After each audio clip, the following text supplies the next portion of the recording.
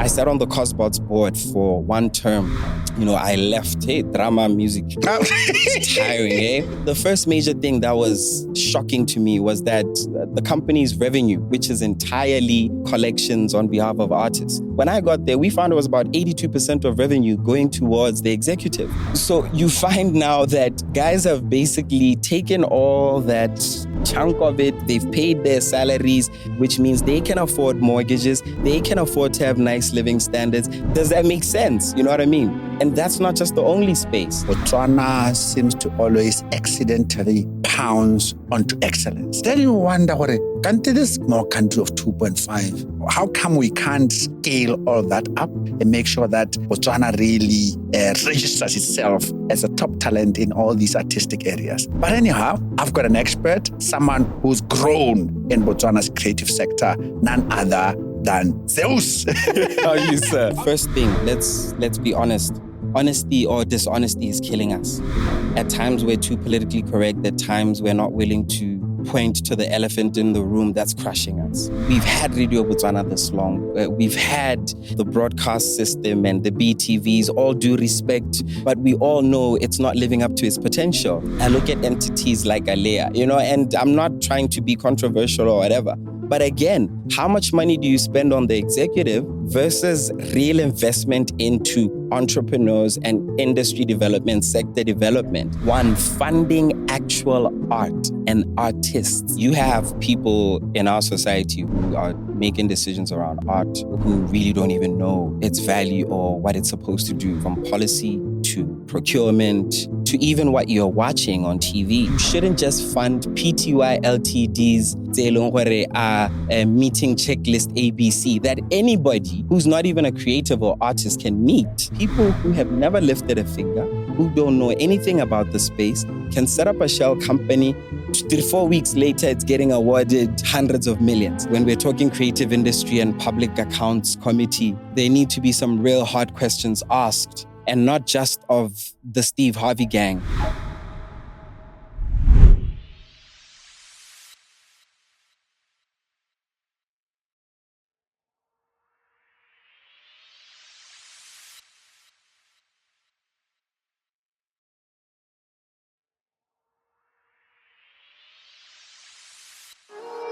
Welcome to the Growth Well podcast, where we tap into a well of knowledge, innovation, and leadership to fuel Africa's growth.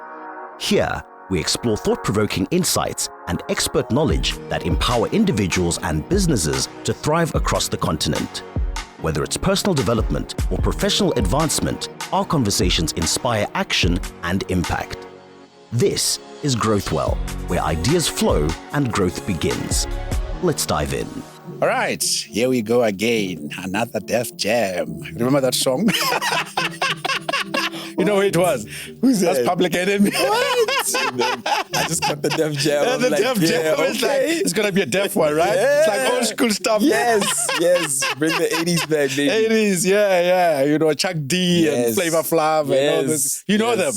Of course. I do my research.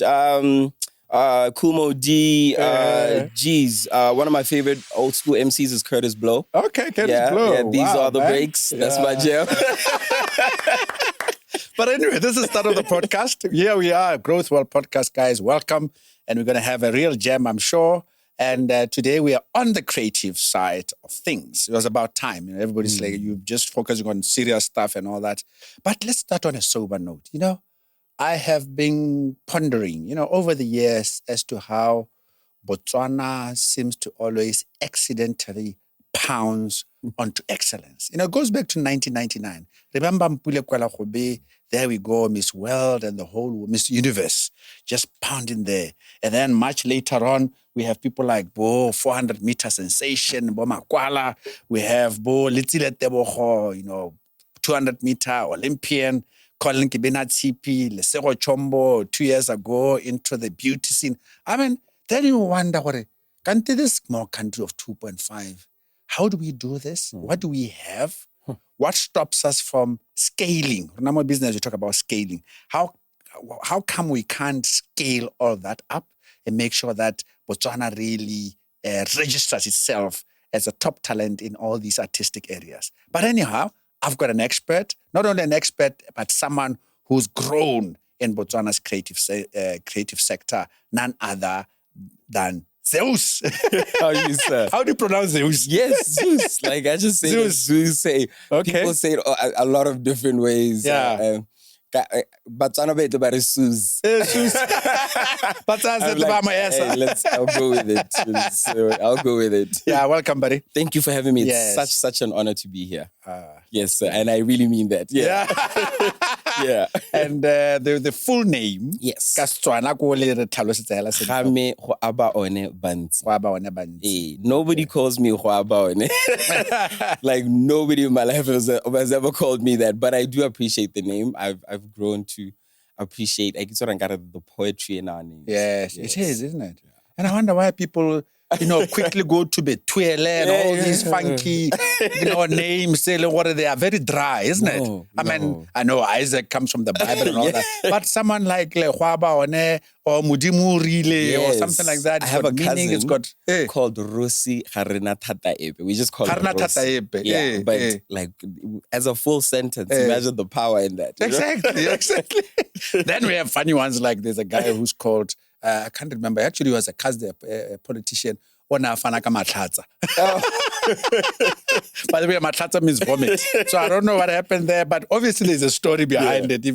That's interesting. Hey, Rano, welcome. I'd like to start on a very light note, Khame, and we'll show you after this. You'll share your experience in the industry and who you really are. But first, let's start with going back, we were discussing Public Enemy. Yeah. I used to very much in the hip hop scene, as you can hear from, Mr. Doe, talked about it and stuff like that in terms of picking up some of the stuff from me. Yeah. And I got the name Flavor Flav. Oh, okay. That's my nickname. Yeah, people saying I look like Flavor Flav in Public Enemy. Yeah. But then it's interesting. You're not as dark though, but And I actually never got to know his full name. You got Chunky, you got Terminator X, Yes, yeah. But what I wanted you to say, now you're Zeus. Yeah. What's in the name? What's one of these names? Yeah. The funky names. Why do you guys do it? You got 50 Cents, you got Scar. The first time I saw Scar, I wanted to see if it's going to big Scar. Scarface, alcohol, that type of thing. Yeah. It's funny because I remember being a kid and wondering myself too, why can't you just use your government name in hip hop like a lot of other genres? It's, your artist name is your real name, And I came to see there's a real kind of persona and character that comes with hip hop. I mean, I think of it in a similar manner to, of course, much more authentically, similar to let's say wrestling. The showmanship of wrestling. Yes. The characters they step into type thing, I guess if I'm to use a more authentically connected sport, maybe I'd say boxing, because even in boxing, we knew Mike Tyson, but we knew Iron Mike more. Because that is the persona with which, the power is channeled, the larger than life, values you represent step out through this name. So for me, I grew up watching a lot of stuff. It's why I ended up in film too. And at the time when I was growing up, well, it's not really at the time. It's maybe 4 or 5 years before that. Disney's Hercules was very popular. It was a great film that they put out and eventually turned into a series as well. And I was just I gravitated to it early on, mainly because of the humor, great characters. It's funny because I always say I might have called myself Hades if I really went with the characters, because Hades was a much funnier, cooler character in a lot of ways. But just the supremacy, having learned about Greek mythology through that, the supremacy of Zeus as not just a god, but a king of the gods, like a ruler of the skies, that thunderbolt. You know what I mean? I was like, this is the persona. This is what will be the vehicle. We'll talk about whether that turned out to be. I can't complain. And in terms of your, as a hip hop artist, before we get into the serious stuff, what would be your reminder of your audience and the fans out there of the song that still sticks out, that sometimes when you are down and asleep. You're like, dang, dang, dang, dang. Which song would you remind the listeners? If people were to say, hey, which ones would you? You know, first and foremost, I find it interesting when you say before we get to the serious stuff. Because for us, hip-hop is serious stuff. You know, first and foremost, just like, for those who don't understand hip-hop, you know, hip-hop is not just any other music genre, as Mr. K knows and understands, you know, or Flavor Flav knows and understands. You know? Might just come back that name. It's a culture that really, you know, like, oozes through who you are. You know what I mean? It becomes how we speak, how you walk, how you carry yourself. Yeah, it's the attitude, and that's why I love seeing even that hip hop spirit find its way into enterprise. You know, we talk about the 5 elements in hip hop, right? We talk about MCing, DJing, b-boying, graffiti. You know, but now, well, not now. When we were growing up, the 5th element came later on, which became knowledge of self. That brought it all together, right? I would actually even argue today that hustle and entrepreneurship is a 6th element. You know what I mean? So yeah, hip hop is very serious business. And like you say, even when we talk about emotion and, you know, what connects to your life, you know, songs, I always say songs are moments for me, you know, even lyrics, you know, a verse can stand out and connect with you for the rest of your life. You know, I as a fan to begin with, before I look at even my own work, I think about the stuff that inspires me and that you know, literally switched something on. You know, the great time to pay homage to the late great WHP. You know, who became a mentor to me. You know, so I don't know if to say, you know, I never would have imagined as a kid, because I remember watching him going to Boflavor, Jam Alley, and when Motswako was coming up, you know. But I remember vividly hearing Hudiragalang first time on Kaya Cool's show. You know, I used to listen to those hip hop shows on Friday. Like I'd be in my bedroom when people were in the living room watching stuff. When I just at a certain point, like when I was starting to really now shape my own identity, and I'm listening to stuff like Strictly Hip Hop Live with Bo Drastic and Slim, you know, shout out Cashless Society, you know. And yeah, that Hudiragalang moment really sticks out for me. Okay. If you're asking me what's heartfelt from my catalog, I mean, there's a lot I can think of, you know. And it's funny because I would probably mention B-side songs. You know, for young people who don't know what the B-side is, you want to explain? You know, like the less popular side. You know, the hits used to be on the A side and what. So you know, Sapelo is one that comes to mind. Also because actually Touch Motswag reached out. He's starting a new podcast, and he wants to focus on just heartfelt songs and performing them. Nice. So we're going to do that with Sapelo on Saturday. But in terms of if I go to the A side, you know, the hits, I can never run away from Imagination if I tried. It remains my biggest song without a doubt. You know, Gijima, funny enough, if I was to rank my songs in terms of the biggest ones that I feel like people really, really love, Imagination 1, definitely. Gijima surprises me as number 2. Okay. Yeah, even more than maybe That's What's Up. Kwela Man is a big sleeper, you know, like for a certain generation. I feel like the people who know Mahotela Queens, who connect with what we were doing, with what Kwela Tebza was about in terms of playing with that Sophia Town aesthetic and vibe, you know. Back in the days, I think is also one that surprises me a lot. We love nostalgia. And I mean, you're talking about old school hip hop. Ahmad, the fact that I was able to pay homage to that era for me by doing a bit of a cover of Ahmad's back in the days is something that I'll always enjoy. Excellent. And what was your best memorable moment? I know you won some awards when you know a song was recognized and you're like, yeah. You know, I've been blessed enough to really have a lot of those moments. You know, I won't lie, the very first major win, like continental win, Gijima, for Best Hip Hop at the Channel Awards. Yeah, Channel Award. That was 2009.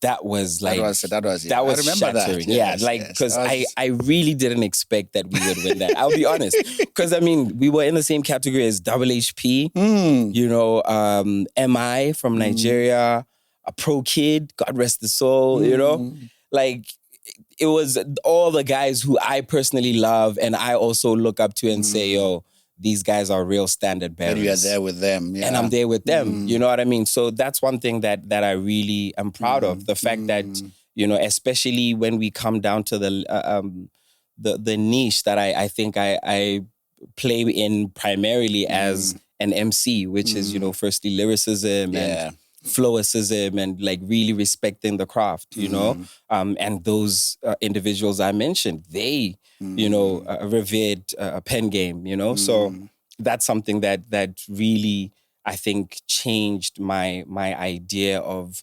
how good I am and how good I can be, but there is one moment offline, which, was just a me moment.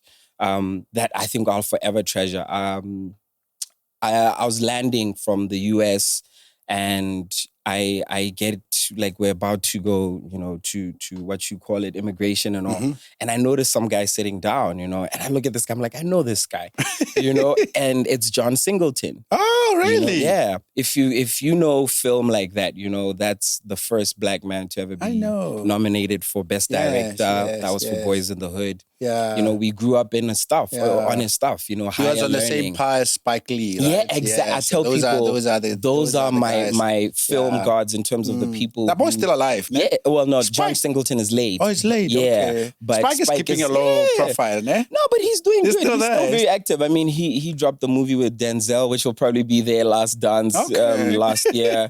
He does a lot of work as well for organizations, brands, NBA, a lot of ad work and stuff. Anyway, you met Singleton, innit? Yeah, I got to meet John Singleton, and it meant the world to me. Like, this man's catalog. I mean, Poetic Justice, all these films that we grew up on. Groundbreaking, movies. And as at a time where you really didn't see black filmmakers, like these kids are lucky today that you have the likes of Ryan Coogler. Well, I guess there was always, certain individuals, but I feel like now there's so many more, the Issa Rays and, even locally that we're starting to see a real film scene and you can look at somebody and say, Masoro Mogwasa has made a film, Moabi Mohorosi, you know what I mean? So yeah, meeting John Singleton for me, I think was one of the most amazing. And I met him. I didn't meet his... I didn't meet his persona. We talked. I asked him what he's doing in South Africa. Whether they were shooting something, and it was just like, we even took a picture, so that for me was one of those moments where I got to meet one of my heroes and it wasn't a disappointment. Wow. So that was just as big momentous. As the Channel win for me. Cool. Manawi, not everybody knows you. So let's not take for granted. Sure. Can I these stars? For sure. Like if you want me, Google me. Now let's go back to you, Jorge. How would you like the audience to know who you are? Who's Zeus? Yeah. As a person. I really appreciate that question, first and foremost, because already there's a lot of assumption that we know who you are when you're in the public space. And by nature, the entertainment industry is built on you putting yourself out there, as in using that persona that I mentioned, But that is just one layer, and I want people to start thinking of artists and everybody like this, athletes, politicians, whoever, we're one, multifaceted. It's not like just because I'm a great recording artist, that's all I am or all I can be. It often surprises people when they find out the other things that you do. Great artists do. You know what I mean? And I myself am a big fan of that, whether it's somebody like Skepta being a fine artist or Khalees doing her whole agriculture thing, we won't talk about the whole continental land grab that's come before another, or even locally, people like BK, what he's done with fashion, and BK, by the way, I've been with him prepping for a shoot, he will literally iron the clothes himself. Like hands on. You know, he cares that much. You know. So yeah, I consider myself multifaceted. I love a lot of things from obviously film, beyond the music, you know, science, sports. I have a lot of interests, you know, and I try to channel them and explore them in the things I do. Food, you know, Jam for Brunch would have never been on my radar or would have never been a project if it wasn't for how much of a passion for food and beverage experiences I have, you know what I mean? The same way that I enjoy fitness, you know, now we've got a collaboration with Greater Than Fit, you know, an app that is just launched late last year, helping to build fitness communities, bring you together with people that, you know, have similar interests in terms of maybe training lifestyle or training needs, even helping you manage your finances for those who have gyms and run social clubs and that type of thing. So yeah, that's who I am. I'm not just mrepa. Mrepa now. You know what I mean? I'm a business graduate. Can I call yourself a creative, because of a creative entrepreneur? Yes. That falls, and just your company name. That's my title. That you can, my company name is Do It Yourself Entertainment. Yes, DIY. You say DIY Entertainment, yeah. But of course, there's Jam for Brunch as well. Yeah, there's a few other babies that are being born. We'll see. The entrepreneur. Yeah. And that for me is what a creative entrepreneur does. A creative entrepreneur builds enterprise within creative sector spaces. So whether it's music, film, literature, fashion, events, whatever, you know, I take it a step further when I say creative entrepreneur by also meaning that I myself create. For me, I'm not just a suit that's making money off of creatives. Yes. I myself am an artist. I have the soul of an artist. Not just the mind of a businessman. And that to me is, you know, the combination that, you know, I've always strived and aspired for. And it's not just, again, from a hip-hop reference standpoint. Yes, I grew up in the era of Jay-Z and I'm scared to say the other name, that other guy. That let downs, isn't it? You know, but yeah, this was a thing even before them. You know, people like, if you watch, you know, films like Cadillac Records and you understand what Motown was doing even before this new era, you know what I mean? These were entrepreneurs. Chuck Berry, you know what I mean? And not just the Berry Gordies, you know what I mean? The artists themselves, Aretha Franklin, these were real savvy business people. So that's how I view myself. How do you say you are? I like the way you put it, Tori. You still dish out your creative juices within how you package your entrepreneurship. Yeah. But which specific, I mean, you do film and I think you do less mrepani now. It's actually, but you're still within the flavor of all of it. It still is. I mean, this week, you know, if I'm to share some of what I did this week, the Monday was my first official work day, you know. By the way, I also treat it like that. I do take time off. You know what I mean? Festive season wasn't too busy for me. I don't try to squeeze in a lot of bookings, especially with dodgy promoters who not going to try give you your full value of what you're worth. And you know what I mean? So I did maybe like 2-3 major fests. You know, squeezed in time with family, you know, the joy of the Tabala Meat Fest, Meat Feast, shout out Rama Osto, that it happens, go high, you know, so after Boxing Day. Tabala. Tabala. Yes. Tabala Seru is the connection, you know? Okay, nice. So I took time off basically from about the 28th odd. You know, in between that, I might get some inspiration, do some writing or whatever.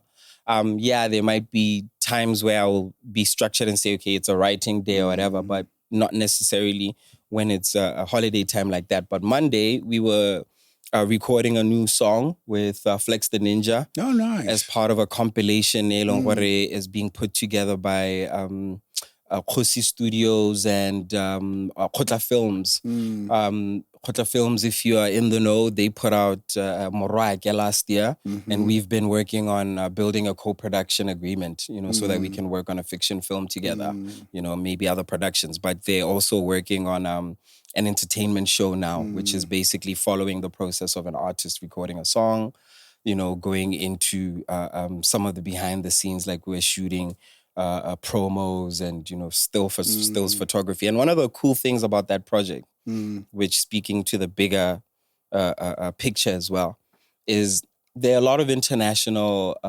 exchange links in that. The company itself, Khotla Films, is a partnership. The founders being Lesedi and Callum. One is a Botswana citizen, the other is a British citizen. British, yeah. So Callum, as they're working on productions, is bringing in talent from the UK. Okay. Seasoned talent that's able to come and train, work on skills exchange with some of our upcoming crew members. I got to meet Ken on Monday. Ken is a photographer, videographer, amazing at both and mind-blowing. This guy was shooting on 3-4 different cameras. The oldest of them is like some 1956 Japanese item. Like, I can't wait to see the images I'm going to get of myself from such kind of an artist. Yeah. By the way, I revere artists in all their shapes, in all the forms. spaces. Yes, because he's an artist as much as I am an artist. He's a creative. Yes, So it's wonderful to see us being able to up our production values, important word for those who don't speak the language. What is the quality of the audio you're hearing? What is the quality of the visual you're seeing? Everything from the writing, the craftsmanship in the writing, to the delivery, to the notes being sang, to the performances, the mix and master of the audio, the picture quality, the grading, all these things. And some of these things come from, equipment. Some of it is really based on understanding working with certain kind of production specs. If you're to deliver a movie to Netflix, you have to meet certain specs that we don't always have, The other can be actual technical. It's your own skills as an operator, as a cinematographer, as a lighting technician, as an audio engineer, whatever. And this is the joy of being able to have seasoned. And that's interesting because you come mainly from the stage side. I mean, you think there are pockets of, and then, you said, and all that, but you seem to have managed to. Some artists are like that. Some artists, a stage guy. Some artists are okay focusing on what they're there for. And I don't think it's necessarily right or wrong. Again, I'll use sports analogies because I love sports so much. To me, it's like a specialist position player. There's a striker who doesn't track back. Back true. Back in the day, I remember those divas. Even if he gives away the ball, and sometimes the guy would be so good, he'd score 3-4 that absolutely. Even if he loses possession, turns over here and there, but at least he's made it up. Hey, you know what I mean? But then there's other more utility kind of players, and I've always loved those types of players. Okay. Will play different positions. You know what I mean? Xavi, who today is a great coach. I remember Xavi, the player. He could literally play control the whole midfield, any position from back, to even a false striker when really desperate, And Giroud of Arsenal recently was a goalkeeper when he's a striker because he can fit anywhere because he's an athlete. He's an all-round athlete. Exactly. The LeBrons. I always talk about that LeBron example because for me, it's impressive that a guy can be on any part of the floor and be an impactful player. So for me, that's the kind of person I respect more. I admire and aspire to be, it helps you overall because if I'm giving a performance, whether it's an acting performance, not that I'm a good actor, I can't act, I'll speak to musical performance, whatever performance, but I have an understanding of lighting. I have an understanding of what the camera is doing, it changes what I do too. Okay, excellent. Now, I want to match, you just gave us a picture of the industry from your perspective. Yeah. Now, I have attended a number of sessions. I've listened to some of the artists on podcasts and all that. Yeah. There seems to be almost a suppressed mood in terms of how the creatives, their role in Botswana. I mean, I'm saying this because if you look at studies like the UN, United Nations UNCTAD, have said that typically the contribution of creatives to GDP, generally even for small countries, range from about 3 to 7%. That's quite. Some of them, they say it's even higher than the contribution of other industries like agriculture and so forth. And South Africa, our neighbor, is doing actually quite well. I think they say 1.7, to GDP, but it's like billions of rands in terms of the creatives. Yeah. So, are you of the same view that we have serious issues in Botswana around the creative industry? And just talk to that. What do you believe are our biggest challenges here in Botswana? From your experience, from your colleagues? Yeah. I could write a book and maybe should write a book about this. We definitely need to do a docuseries. There's so much to say. And you're right, there's a whole range of problems. But one of the first big problems that I always like to start with, and not just speaking to this, but many other problems in life, is culture. What is the culture that you've built? What is the culture around this thing? What is the approach to it, So our culture and approach to the arts, first and foremost, is most... Our, who do you mean our? Our, you mean Botswana. The artist or generally? Botswana, yes. Okay, across. Botswana, Got you. Stakeholders, Got you. Generally, our culture towards the arts is wrong. It's very myopic in a lot of ways and doesn't really understand what art is or is supposed to do in a society. First and foremost, I love this quote. I can't remember who said it, but it says, artists are the soul of a nation. So artists basically reflect everything that's going on within us, whether it's within our souls, in our minds. When we talk about social commentary, art being social commentary, what's happening around us, what's the sentiment, the zeitgeist, that's a very important word if you're an artist, for you to understand what the mood is and how you capture that and translate that into a painting, a song, a film, a dance, whatever, So a big part of our lack of true understanding of art and culture comes from the fact that we haven't really been taught about it. A lot of school systems have art appreciation as part of their syllabus, not art studies. Botswana, our system, gives you art studies mainly for you to become a practitioner. Sure. Or maybe a how teacher. To know how to paint, how to play a guitar, whatever. Yes. Yep. You know what I mean? There's what you call art appreciation, which is just teaching you what art is, what it has done in history. What its role in society. Yes. Why everybody from Van Gogh to Tupac is important and what they did for their societies, what they represent, My sister, funny enough, she went to college in Virginia and she mentioned doing an art appreciation course one time back then, like when I was still very young. And I found it really mind-blowing that she's an IT specialist. She was doing IT in college, but she has always been an art fan. I remember, I always say I get a lot of my music taste from my siblings, and when I was growing up, like I remember early 90s, she loved like that soft rock palette, Baroque set. Yes.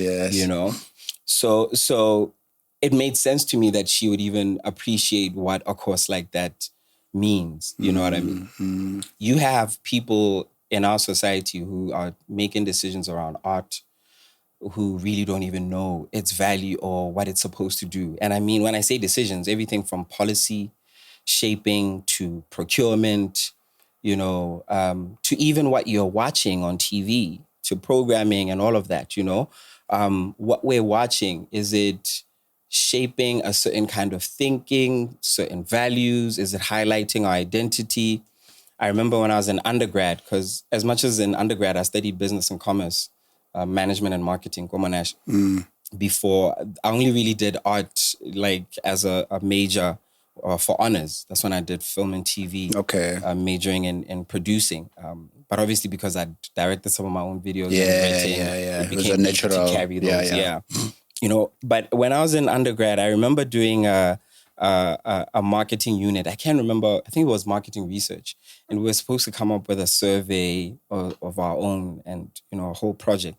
And I decided at the time to come up with a project where I was gauging satisfaction of movie audiences with American actors playing big South African roles. Because at the time it was a big thing. Catch a Fire, Derek Luke, and Tim Robbins. I can think of, I don't know if the Terrence Howard as Mandela had already come out. Yes, with Winnie as, what's her name? Jennifer Hudson and them, you know? Yeah. But there were a lot of those roles, you know, and already I was getting the sense that, you know, South Africans don't like this, you know? And I went to Stay Keniko.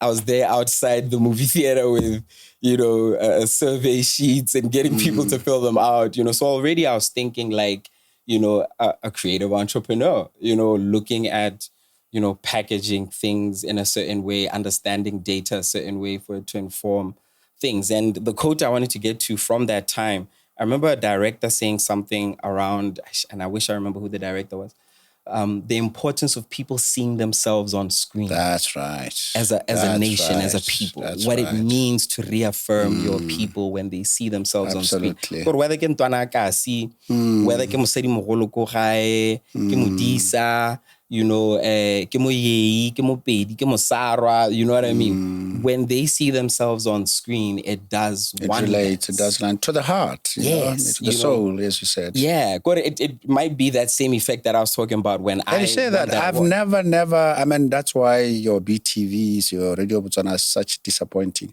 I've never ever seen a movie or a series around Modisa Halali, the Khomana le Maina, because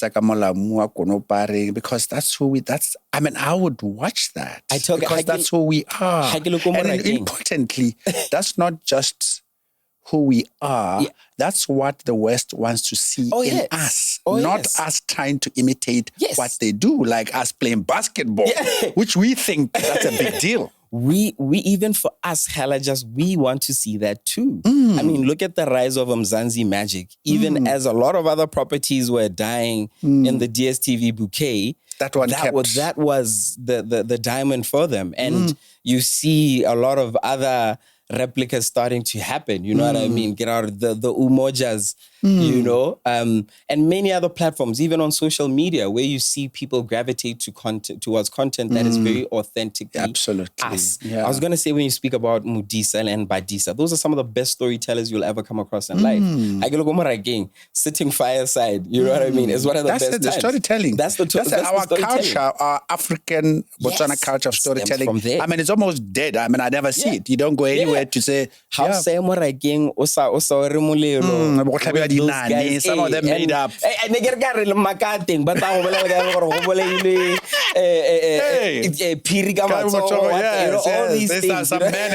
There's some men in the, you know, some strong men in the village who downed the leopard. all of these amazing tales, and these are the real connections to who we are, like we say for centuries. You know what I mean? So that fundamental disconnect is really problematic. So culture has really been the biggest huge. And then it ends up translating into now structural failures. One of the biggest, and it speaks to what you just said, Ore, you know, we've had Radio Botswana this long. We've had, you know, the broadcast system and the BTVs, all due respect, you know, to that wonderful machinery. But we all know it's not living up to its potential. You know, I mean, a lot of us will reference, you know, the likes of the SABC in its early days, what SABC used to do in terms of its own in-house productions, all those dramas, Bophelo ke Sempe, all we used to listen to Radio Botswana simply because dramas, from radio dramas to TV dramas, they were huge. And to this day, in archive, they still have a lot of that content that they own. I mean, royalty conversations for the performers, conversation again for another day. But even the likes of the BBC, you know, in-house content and stuff. I mean, this is, again, the Netflix model is not really new if you really look at it. They just kind of like tweaked it with technology. But if you really look at what we could be doing in terms of, one, funding actual art and artists, not art administrators, not executives are running around using artists' names, you know, to essentially line their own pockets. And I don't mean that in a necessarily mean-spirited way. You know, sometimes it's just now how we've laid the land such that, you know, we fund a big exorbitant amount of money.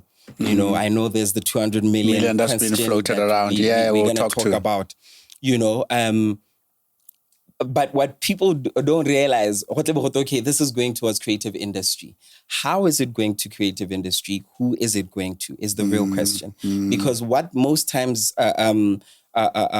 politicians mean to try and score points is that we're taking this money and it's being injected into the structures that are supposed to take care of you. Whether those structures are actually working, whether they are taking care of you, is another conversation. You know, whether there's leaks in the bucket, whether people are skimming off the top, you know. But the reality is, Juanana, my diao, our hella, organization A, B, or C. The structure of its finances. I sat on the COSBOTS board for one term. You know, I left, drama, music, tiring, even the people you're fighting for don't always know, like, and God, you become the sort of thing. But anyway, you know, when I got to COSBOTS, joining that board, you know, following... Just name, because some people in South Africa know me, but not here. COSBOTS is the Copyright Society of Botswana. Okay. You know, and... You've been in BOMI before as well? No, not the music union? You've never been? Never. Literally, I paid for membership last year just once, and I'll talk to that as well. Okay. You know, but the COSBOTS role, joining the board, obviously you're privy to a lot of things, you know, and the first major thing that was shocking to me was that the company's revenue, which is entirely collections on behalf of artists, it doesn't sell anything or whatever. The only money they get is, you know, from users. From the national radio stations, private TV, stations, wherever, you know, licenses, you know, they give them that money on behalf of artists. The best practice, collective management organizations globally is that it should be no more than a 30-70 split, 30% going towards the executive. When I got there, we found it was about 82% of revenue going towards the executive. The administration part there. Which is exactly why you end up having scenarios then bottom line ya company, what would be net profit elsewhere or whatever, is what becomes dividends, I get, is what becomes royalties. Let me use the music language. You know? So you find now that guys have basically taken all that the big chunk of it. They've paid their salaries, which means they can afford mortgages. They can afford to have nice living standards. They can afford to have retirement plans and this, that. The people who they're saying they're administering on behalf of, whose money, I mean, does that make sense? You know what I mean? And that's not just the only space. You go to enterprise development. I look at entities like Alea, you know, and I'm not trying to be controversial or whatever.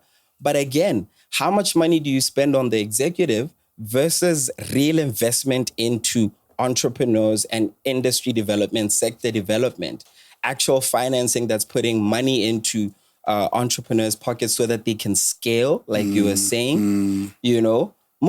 Most of the money, let's say, for argument's sake, the budget is 100 million.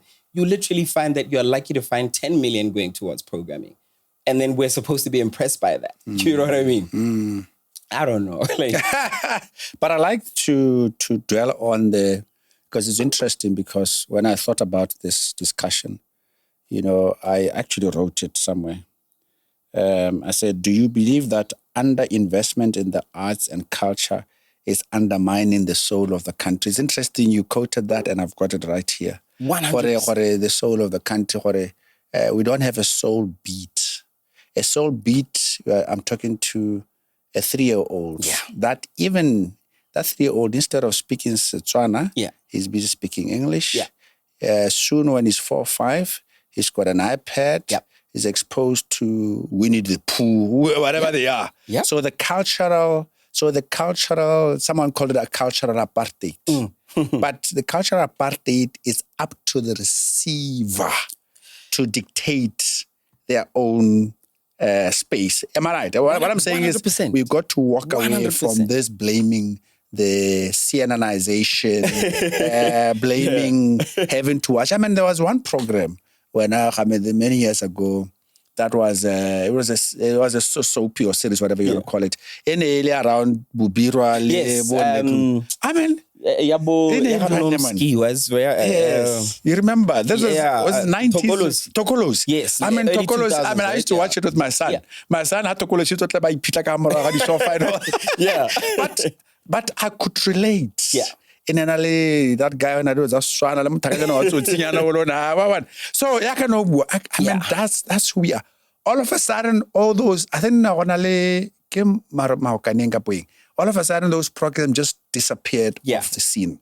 And then now we're back to watching American stuff. There was a time when there was Korean stuff. Yeah. When I saw the Korean stuff, I was like, our country has really lost it. Now, do you realize the impact on our people? 100%. You speak to issues that baffle me. Literally baffle me, especially when we speak about things that are in the control of our government. When you speak about Makorea, we're talking, for instance, about the likes of your BTVs. At a certain point, I like when you speak about the CNNization. Interesting word.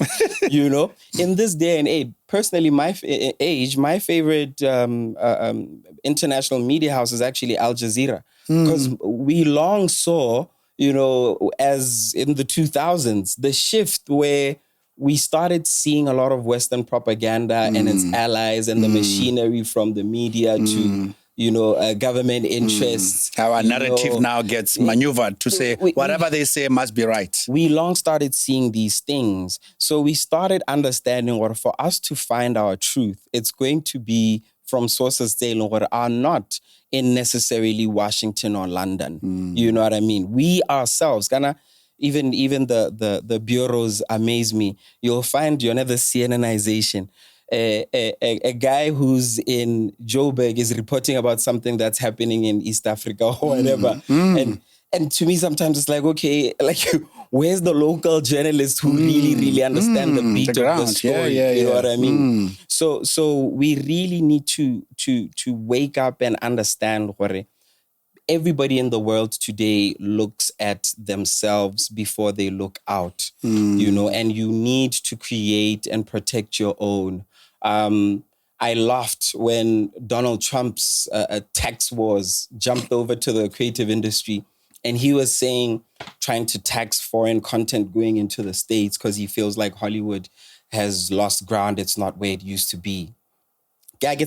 Imagine one of probably the biggest entertainment industry. It is. I mean, I think I'm scared to say that because I wonder a lot about where Bollywood is today, because a lot of the data is not always official with some of these other industries, but let's say the biggest entertainment industry in the world is concerned about foreign influence.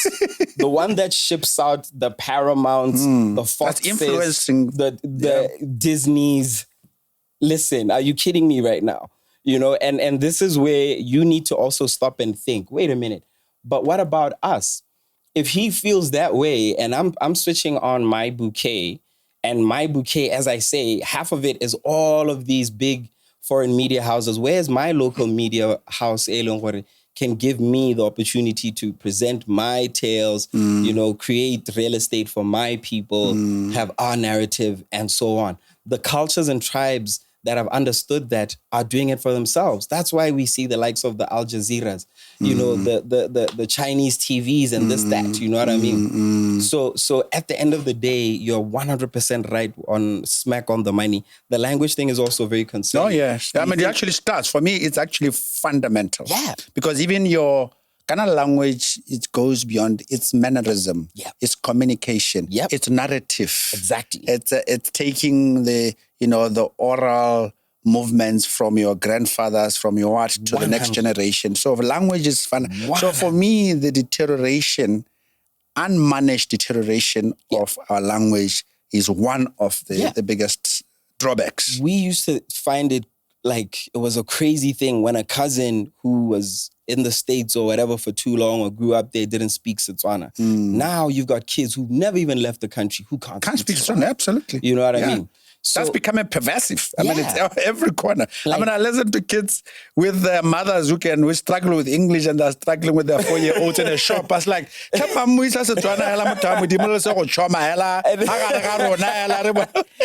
I applaud the parents who are really trying. I see my brother is in that mix as well. Everybody's there because the system is crushing us. So exactly. It's crushing everybody. But guess what? If you had a society culture, again, that understands the role of art, how it's supposed to move, and language kind of also being part of all of that. I was very excited when we started seeing those pilots where we were teaching science and all of that in our native languages. My mother, who's scientist through and through, from teacher early on to now finishing off, her career in grassroots programming, kind of almost going full circle after teaching administration at a point. She always used to say how the kids who would fail most times wasn't necessarily because they didn't always grasp the concepts, the technical concepts. They had a problem with the language. No, absolutely. You know what I mean? Absolutely. So this thing affects everything, including our productivity. I always say I'm very jealous of the Asian tigers when it comes down to countries that have been able to take their cultures, take modernity, layer them and move forward in a way what produces results, without downgrading who they are. Exactly. The languages are there. Exactly. The cultures are there. Exactly. The rituals are there. Exactly. The technology is there. When the kid is on that pad there, whatever, they're on their native language. You know what I mean? They're not on somebody else's language. The content they're playing, I saw a Chinese game the other day, which is like a platform game. Is around their myths and things. You know what I mean? So imagine... exactly. And then nobody wants to... You know what I'm saying? Your kid should be able to jump on the PlayStation and play a game that has Setswana themes. Yes. I say. I don't know how take those Tabasara and take it, and there's a content. That's unique content. The other day I was actually thinking to myself, because again, big gamer, big sports. And I was thinking to myself, growing up, when we were playing Excellence Computer, like those old 2D games, there used to be a running game that I remember, an athletics game, one of those Olympics kind of games that was popular. But then later on, when we moved on to like PS1, 2, 3, down to the 5 and stuff, there's no athletics game that is popular like the same way that FIFA now FC or NBA 2K is. And it made me think, imagine, given our strong footprint, pun intended, imagine a Botswana developer coming up with a killer athletics video game. It goes out and becomes really popular. You pitch to the likes of EA to license. We've got the characters for it already. You've got the reigning 200 meter, 400 meter, the blast of a 4x4. Exactly. And others in Africa, you can even combine and make it an African. And by the way, guys, we actually have been privy enough and fortunate enough to interact with some of these guys as we've been working on a docu-series around our 400 meter DNA. It's actually 2. one just on the DNA and one specifically on the 4x400. You know, and by the way, shout out to our athletes. These are amazing young people, and the people who are behind them as well. The coaches, you know, the architects. I tell people it's one of the most amazing stories that I've ever seen. You know, and I'm really honored to be helping to tell it. You know, shout out my production partners, Khanetso Chimiza is in the mix, and Tapiwa as well. Formerly Marobela, she used to play tennis. Tapiwa's play tennis. You know Tapiwa, of course. Yes, I know Tapiwa from tennis. So it's funny because we were both working on these projects and then we met and then we was like, this is crazy. You know, but the development story from the vision of the likes of Bobby Rasiti, who was converting a lot of 100 and 200 meter runners into 400 meter runners, you know, which turned into the DNA that we see today to middle distance, you know, amazing stuff.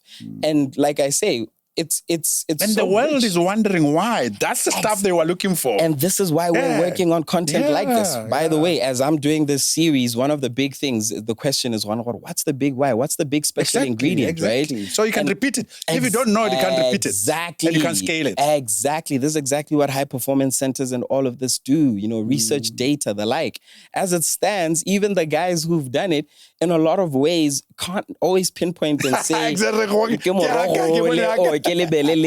you know what I mean? You know what I mean? And that's how scientific we need to be. And I'm hoping we'll get more and more into seeing interesting research projects come in that space. But back to that video game lecture. Yes.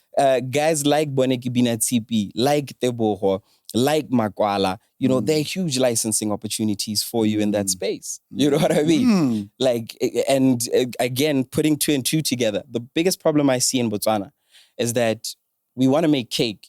And then the guy with the flour is over there. The girl with the eggs is over there. The one with the essence is over there. The one, it doesn't make sense. Put these guys together with developers. You know, we have video game developers in Botswana. You know, I remember having, let me not say just Botswana, even Africa. I remember when I did Yali, one of the guys who was from Cameroon, he was developing a video game around some Cameroon folk tales and stuff, a platform game. You know what I mean? And this is almost 10 years, this is actually exactly 10 years ago now. Where are our activities in that space? And by the way, gaming is one of the fastest growing spaces within the entertainment industry globally. You know, so... Good. No, I think we've summed up around the soul. I really wanted us to, I know we delved on it a little bit because I know I have my own philosophies. My philosophy is that soul thing, that heart thing, the language, the dance, the mannerisms, the storytelling, the dress, all that. When we stay away from it and get a bit confused, especially our kids, it actually makes us unhappy. 100. And people get shocked why we are an unhappy nation 100. Makes a nation unproductive. 100%. And then if you are like that, and so you don't become creative. Yes. Which talks to progress at the country level. Across 100. everything. Because we have to look at what Botswana, having produced one of the most profitable products in the world in diamonds, why have we failed to break through? And for me, these are some of the searches. 100%.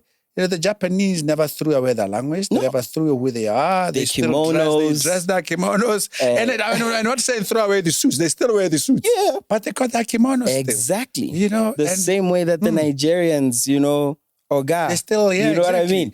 I always talk about, I know Be Gentleman, what Fela Kuti says on that, when he talks about Africa Heart and just the appropriateness of our style of dress, you know, versus, you know, what they wear traditionally. You know what I mean? So it's, we're fitting ourselves into the wrong context. And this has been the problem for Africa for so long. And I thought that we solved this when we got to celebrating Pan-Africanism and seeing it as the key, like you're saying, that allows us to be ourselves and be thrive. Authentic. Set our own rules. Roman Dutch law. Come on now. You know, in this day and age, it's the wigs. The wigs. Oh, God. You know what I mean? I asked the judge the other day, why you still have those? And the thing is, it doesn't take a lot to just make a decision. I've been happy to see. And we need my captain Taure to make a decision. Yes. In Burkina Faso, who's just throwing. This is nonsensical. And this is where you start to see what it takes one proud African who starts to realize what it means as an identity symbol. For that wig, which it looks nothing like your hair, to be on you. You know what I mean? Like, and apparently they import it from those countries. Of course. Who would and I'm make sure that it's not here? cheap. Of course. You know what I mean? It's really ridiculous. You know what I mean? It's high time Africans understand what we take back what's ours. We redefine the game for ourselves. The Constitution, Ghana Constitution, it's our as in former British colonies or protectorates. How did our body match our word for word? Because literally, yes, it was a template from the colonizer. And why do you think you are not able to succeed today? Because they skewed the game, the playing field to work for them. So we really need to get back to that. Yeah. Cool. Let's come back to you guys now in person. There's a general concern as well that there's almost disorderliness within the individuals in the industry, which obviously will make it difficult to support. And maybe two fronts we can talk to. One is just typical mismanagement of your own talent. You know, whether you have a manager, whether you are able to monetize whatever you're doing, because especially these days, when there are so many, the globe is at your fingertips. In other words, through the internet. Accessing, you don't need an incompetent manager. You can get internet. You can get a manager from India who manages you remotely. Probably from get an AI manager. Exactly. You can get an AI manager now. So really, there's access to tools, to support, to coaches everywhere in the world. Now, from your personal experience, navigating through the industry, is this true in terms of this mismanagement individuals? And obviously, even more depressing is getting into the issues of mental health. We have obviously the demise of ATI last year, which was extremely sad for such hot talent. And I wanted to also sort of put a caveat to it because, artists, I was looking the other day, how many artists have you lost at about age 50 globally? Your MJs, your Brenda Fassies. Artists have this thing struggling with how they manage it. We shouldn't also try to make it uniquely Botswana. No, true. Maybe you can also talk to that. Growing up, I remember there used to be, I can't remember the exact age, whether it was 24 or 25 or something. Something like the 25 Club, where, Amy Winehouse, Tupac, And for me, it's two things, right? One is internal problems that, artists, come with or create for themselves. And then the other is also created by what's external, including industry and fans who enable and sometimes even support this type of thing. So the first thing is this: internally, talent is not enough. If you really are serious, you have to come to that realization at a young age that talent is not enough. Because you'll move around and you'll meet a lot of talented people, like whether you're a football player or you're a writer or a dancer or whatever, you're good, great. And then you start going out there and you meet people and you're like, yo, okay. Right? I'm not there yet. I'm not there yet. Like there's more I need to do, And if you don't ever realize that or ever have that moment, I think you fall into a trap where your talent will be good enough for so long or within certain contexts, and you'll be able to deliver, you'll be like the guy who doesn't come to training or whatever, but can get on the field, or maybe forget even professional football, Sunday soccer, the guy who comes with a hangover, whatever, doesn't camp, whatever, doesn't know anything about the team tactics, but can get in and dribble everybody, have a magic moment and score. You can do that a couple of games. You can do that a couple of seasons. Hey, but there comes a point when you need systems, you need order, you need self-management. Before we can even talk about you getting a manager. I got you. My man Staga, the legend, loves saying anybody who can't wake up in the morning, wear clean socks and underwear, as in batlapile, bale fresh and ready to go.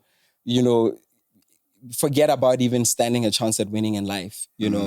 And unfortunately, we've got extreme talents at times who have that attitude, you know. And I mean, the football tragedies are always a great example to point to. That don't last, but we're like, that's such raw talent. This guy was amazing.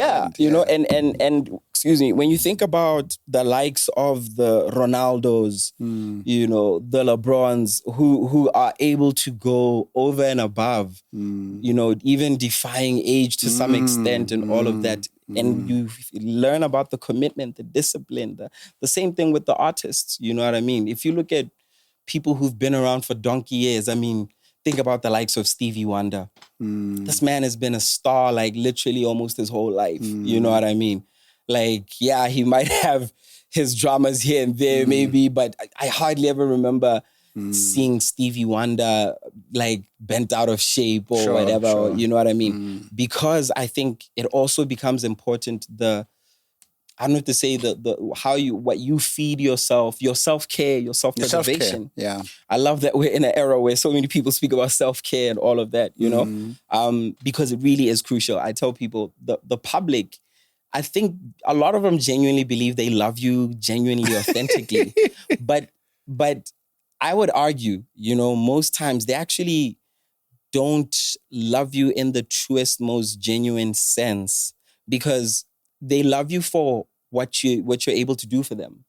You know, for as long as the hits keep coming, for as long as the goals keep coming, for as long as whatever, you know what I mean? But very few, you know, and I do appreciate the fans who are like this, who care about you as a human being, your welfare, your well-being. You know what I mean? Yeah. Most times when they pay, let's go back to the old days, when they pay for your records, you know, full price, they know they're actually contributing to you for your well-being. And over and above that, for me, over and above the transaction of buying you or buying a piece of you, you know, genuinely love who you are, what you stand for as a person, such that they are happy when you are happy, when you're in a good space. Now, most fans actually, they like when the first thing when you meet them would be like, where's the new music? Or where's the new film? Or where's the... And it's like, okay, do you even know how I'm doing? Exactly. I could be in a terrible state right now. I could be grieving. I could be, you know what I mean? So but they're just selfish looking at their narrow demands on you. And I don't blame them, because it's the culture that has been developed. You know, even our athletes, like how you know, it's become so bad now, even with the betting culture, especially with the betting culture now, because there's so much pressure, you know. And it's like, okay, sure, you can do that responsibly, guys, but please understand that, you know, these are human beings who have a bad day, off day, like you do. The industry, I think, is somewhat skewed at times when it comes down to the amplification or magnifying of the problems we have, including mental health and drugs. I always say, if you really want to talk about drugs, let's be very frankly honest, right? And especially if we're talking hard drugs, expensive drugs, the cocaines and things. The meds and all that. Our industry doesn't even have the money for that, Botswana. Maybe in other places.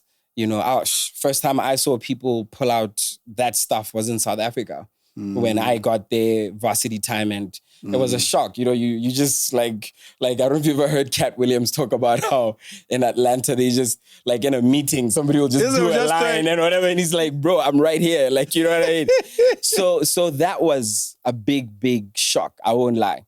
And this is where, again, now, once we're past your own self-care and preservation, the industry norms, right? Certain industry norms seem to actually allow, if not glorify, the stuff. And it's not just entertainment. You know, I mean, some of these professions, if I name them, maybe it might sound a bit controversial. But, you know, I would say, forgive me, let me just say it. Let's speak about the legal profession, for instance. You know, high earning individuals, right? Who deal with a lot of issues.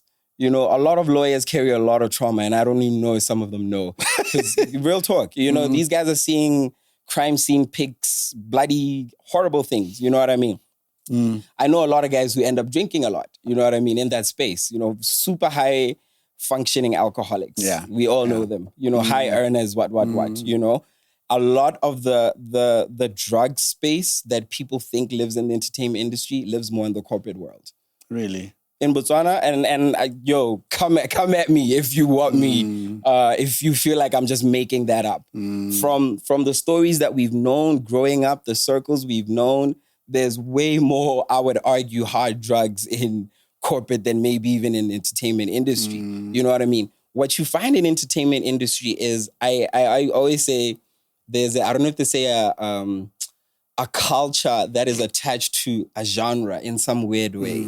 And again, industry norms. What do we allow? Do we allow for people who we find to be very talented to be self-destructive and it's okay? Because we watch them. We watch them as they're on this course. You know what I mean? And that includes the fans. You know, again, without naming names or pointing fingers, listen, we're all dealing with what we're dealing with. But certain things used to disturb me so much in the social media age. And one of the biggest was... Can we maybe go back to the lawyers? And yes. Yeah. I wanted to ask about whether, as you said, it's not just really entertainment that's been targeted. But do you think that because of the profile of the top entertainers, exactly, they attract the shenanigans who come to say, we want to offer you? I think even within the ATI, which was public information, there was thing where the managers, they're actually part of the destructive thing. In other ways, they're almost like sharks. I can't speak to the machinery behind them, and I wouldn't want to vilify people without knowing any full facts around all of that. What happened, yeah. But generally, you know, it's such a web. You know what I mean?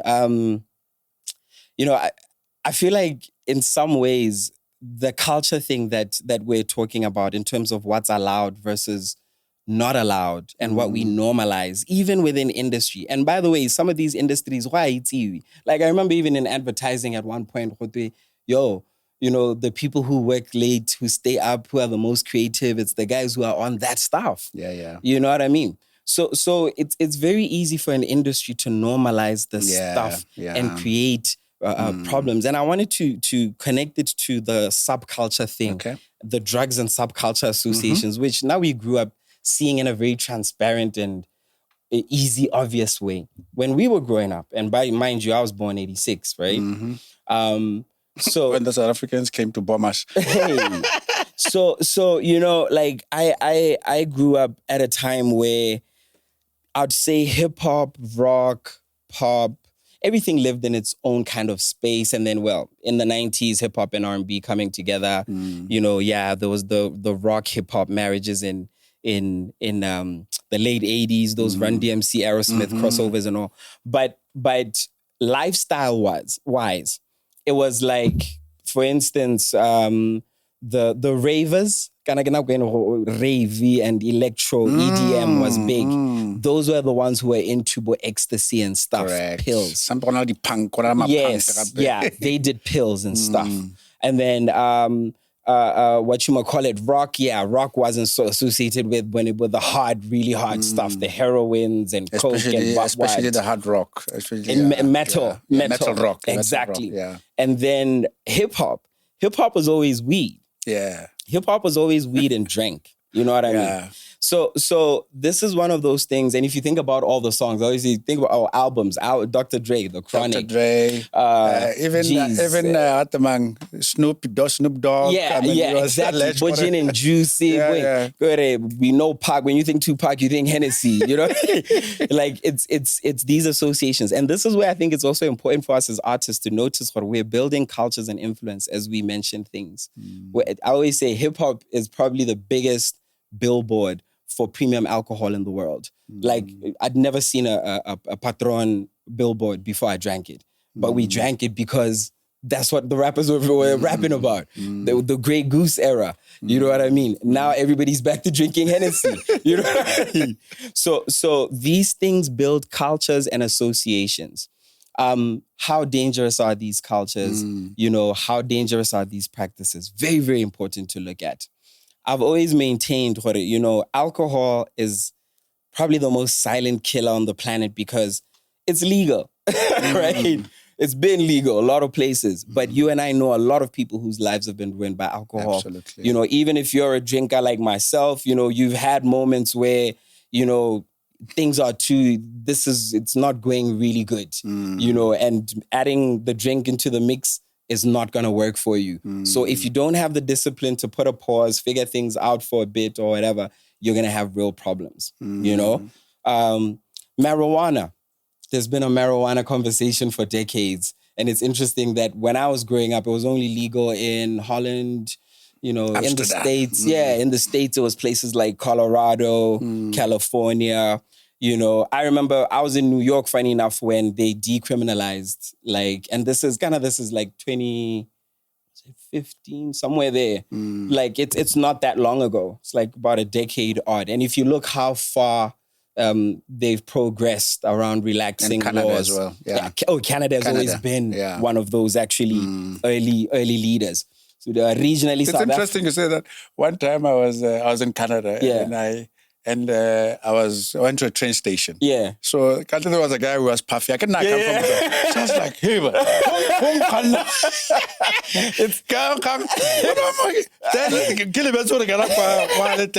It's a mind-blowing experience for a lot of people. And I'm feeling bad. You know, when I'm it's a mind-blowing experience for a lot of people to go to dispensaries in international countries because it shows you what like the approach. And I always say, again, classification. It kills me when like, hey, war and drugs. Ebe go supia boots mobi TV ana le bafana ba ka wa she ka majajangane this is the war and the whole intelligence unit and the chief will all be there. Can you believe it? Stop playing with us. Like, in all honesty, stop playing with us because you and I know, and I'm not even an expert in that space, but there's classification of drugs. You know, there's certain things where we understand what, okay, these are the extreme hard substances. You know, this is the same reason why you're seeing, like I say, the relaxation of marijuana laws all over the globe. But Kwano, you want to front like you're doing something, but you're not doing anything about what we know is really killing the streets, which is Sonedikatsi and the cat, your mat, all these things, right? Cocaine. I mean, I'll take it a step further. Again, going back to the culture thing, which is very important. And this is hip hop, generationally now. Because hip hop has generations, I get. It has. Now, we were talking 80s. I've been referencing. And it's got its own subcultures. Yes. I mean, I was mainly on you talk about your 2-packs. Yes. And your fancy guys. Yes. I was more on the black is back type, black power. Exactly. D, and your KRS-One. And that's those were my Queen dudes. Latifah. Yes, Queen Latifah. And this is Eric B and Rakim. Exactly. And this is when people were rocking the medallions and the dashikis for you young heads that don't know. And this is exactly He's getting high. This is exactly why the influence that you have, you know, has shaped itself into your outlook in life, right? This is why we're Pan-African. Pan-African, exactly. Because we listen to those songs. I mean, I tell people Dead Prez. When I was in high school, I was listening to Dead Prez, Let's Get Free. And they actually came to Botswana. I was too young to go to that show. But just the fact that they came to Botswana after hearing songs like I'm an African meant the world to me. You know what I mean? Black people cry whilst others die. You know what I mean? Black people die whilst others cry. You know what I'm saying? So these are the things, Selon, are important in the content when you, as an MC, are writing. What are you inspiring? Where are you leading us? So how do I help you see yourself? Do you see yourself as a thug, as a gang banger, as lepanzola, as whatever? Or do you see yourself as enlightened, as, you know, whatever? You know what I mean? All of this is influential. I was going to speak about, again, while we speak of the war on drugs and substance and hip-hop culture and generations, lean. The minute I say lean, certain people will know. Like my young guys in the room will understand. I have no clue. You have no clue. Exactly. And that's the thing. Some of the people who are policing don't even know. Lean is codeine, cough syrup, right? So what these kids would do, and by the way, if you think back to the 90s, even back then guys were rapping about codeine, but it was wrapped about as if it was like and it's a bad thing. When this guy says codeine was tossed in your drink on I think it's Inspector Deck on Triumph, Wu-Tang. He's talking about what kids would eventually later on mix with soft drinks, primarily your Sprites and all, and then they'd make what they call purple, you know? And where's all this originating from? Houston, you know? Chop and Screw, that whole era, that they popularized that thing to a point in where it spread out across the world. You should watch some documentary advice around this. It's a pandemic, or even in Bozim. There's a real crisis around this. There's cough syrup being... Because I've heard about Nigeria as well, where it was, they're emptying the pharmacist with the cough syrup. The people who really know will tell you how even illegal, not real brands, whatever it's being quoted, it's a mess, right? It's a mess. And I actually feel like I might be putting myself in danger for even saying some of this stuff. But it's crazy how somebody has to say it, and we really have to be honest about it. I was shocked one time, and this is like maybe 3 years ago odd. That's the time when the lean thing was really bad. Maybe 3, 4 odd. Oh, it's been on for a couple of years. It's been, you know. And maybe because it's not as loud, I don't think it's not necessarily to say it's not a problem. But a cashier at one of the supermarkets, when a young guy was passing Atswere, cough syrup over the counter. Kind of, this is still an over-the-counter product. Yeah. You know, something to think about as you're regulating instead of just presenting the car wash guys and Boots as a victory. You know, when other countries... There are licensed pharmacies that sell that stuff. You know what I mean? Over the counter. Yeah. So it comes back to an issue again, even of regulation. You know, are you even regulating what's there, what's dangerous properly? The way Rebonang Banabanale easy access to something like codeine, cough syrup. And like the cashier lady said, this guy passed, I think that's where a Sprite or a Pine Nut or something, and cough syrup. What are you after I done? The guys go, what are we sort of so she knows what's up. You know what I mean? And I refuse to believe she's the only person in the country who knows what's up. You know what I mean?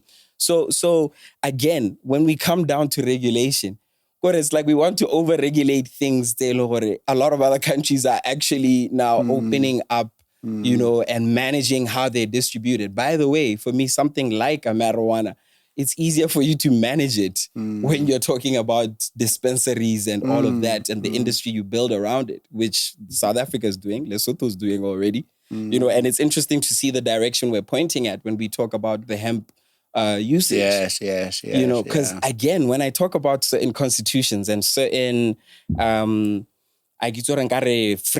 that have structured life inherited from colonialists, there was a big part of all of this that was meant to keep us dependent, even post-independence. You know what I mean? I find it really intriguing, and some of it to destroy our societies. I always say I find it really honestly intriguing the way that we allow certain things that profit and benefit certain people, but deny others that work for certain people. Or even just the alcohol example. I'll use the example like we spend so much money on imported liquor, you know, and it's a status symbol. Hey, I'm a rapper, I'm guilty of it too, Moe and Shadon. Hey, cool. You know, but do we spend as much developing our own product, is indigenous, can actually be a taste experience? Correct. Why do you think there's such push to tackle marijuana, even in when we can see that there's just wrong focus compared to the other drugs? I was going to ask you, what do you think is the motivation for that? You know, again, I think it's playing to the colonial playbook. We've been taught that this is wrong, that alcohol is okay, this is wrong. Cigarettes are okay, this is wrong. Because it worked for what you might call it, the colonizer at the time. There's a whole company called British American Tobacco. Like, duh, you know what I mean? It's literally in your face. These were commodities that were being traded for us to consume and leave our own. You know, it's only the khansa gore bojalwa ha bo sa letlelo ere so in point mo goteng bojalwa ba Setswana o ga re letlelo go ira bojalwa go sekolo apeng. Me you all these mainstream international brands are available over the shelf. The thing I wanted to connect to Dartmouth was this guy Tom Rousseau, a billionaire who I got to meet. You know, they were the gallery that was hosting some of the exhibitions that we ended up doing. They funded it, you know. So like serious money. This guy made his money in alcohol.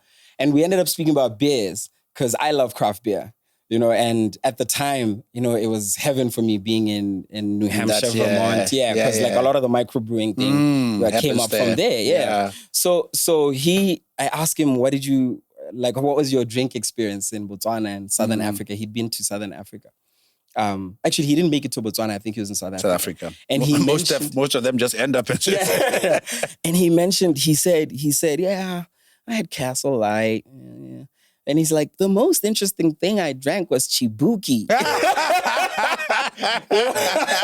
That thing killed Chibuki. me. It floored me. Because I've said for ages, we're going to miss some of this stuff. How can I package your boy refine? Absolutely refine. Some people will have it. You know? Yeah. You know, we just look down upon. Do you know what I mean? Because at the end of the day, guess what? Cognac, exactly. You know what I mean? Melon. Yeah. I mean, I haven't had any booze that's made out of melon. Exactly. And my grandmother used to make that. Yeah. You know, so why am I a boy? You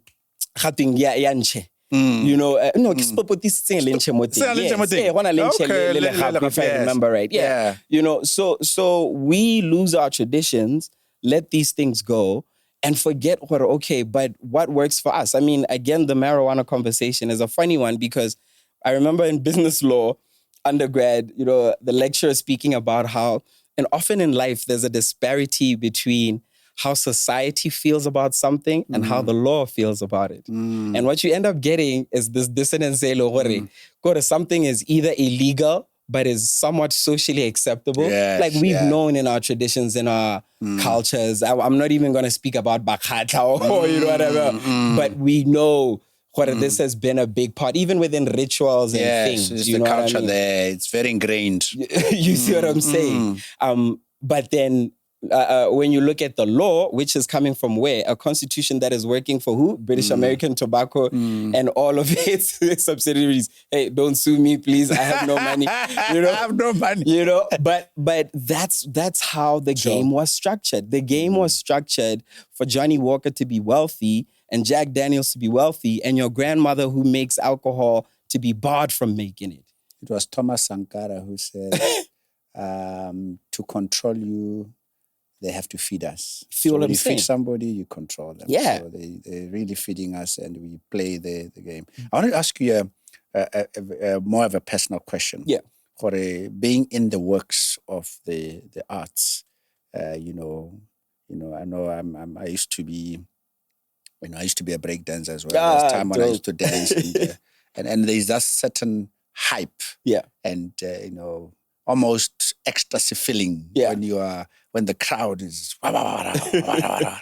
and then there's an anti-climax after the show. You want to just keep that thing going. You know? So were you, and those things, for me, those are things sometimes they tempt artists to go into the stuff that you're talking about. Yeah. And the question is, have you, with this experimentation of drugs and alcohol and marijuana, have you ever also dipped into them? And you managed to manage it, or you've managed to stay away? It's crazy. I tell people all the time, never took a pill, never had no lines, nothing. Like I say, I grew up in a culture where we knew that if you want to be naughty, it's weed, it's alcohol. That's what we knew. You know what I mean? The game changed. It's funny. I remember when Drake said, these new drugs got these kids tripping these days. Like, it really does mark a shift where you can even hear it sonically and even in the messaging and things of when things start to go south. But by the way, I don't exempt our generation Because guess what? We grew up in a generation where the music was also promoting what? Dealing. Dealing. Yeah. So who are you dealing to? If the drug dealers are cool and they make money and what? And the movies will also show them. I mean, every movie, there's always some hip-hop looking guy who's a dealer, who's a pimp or something.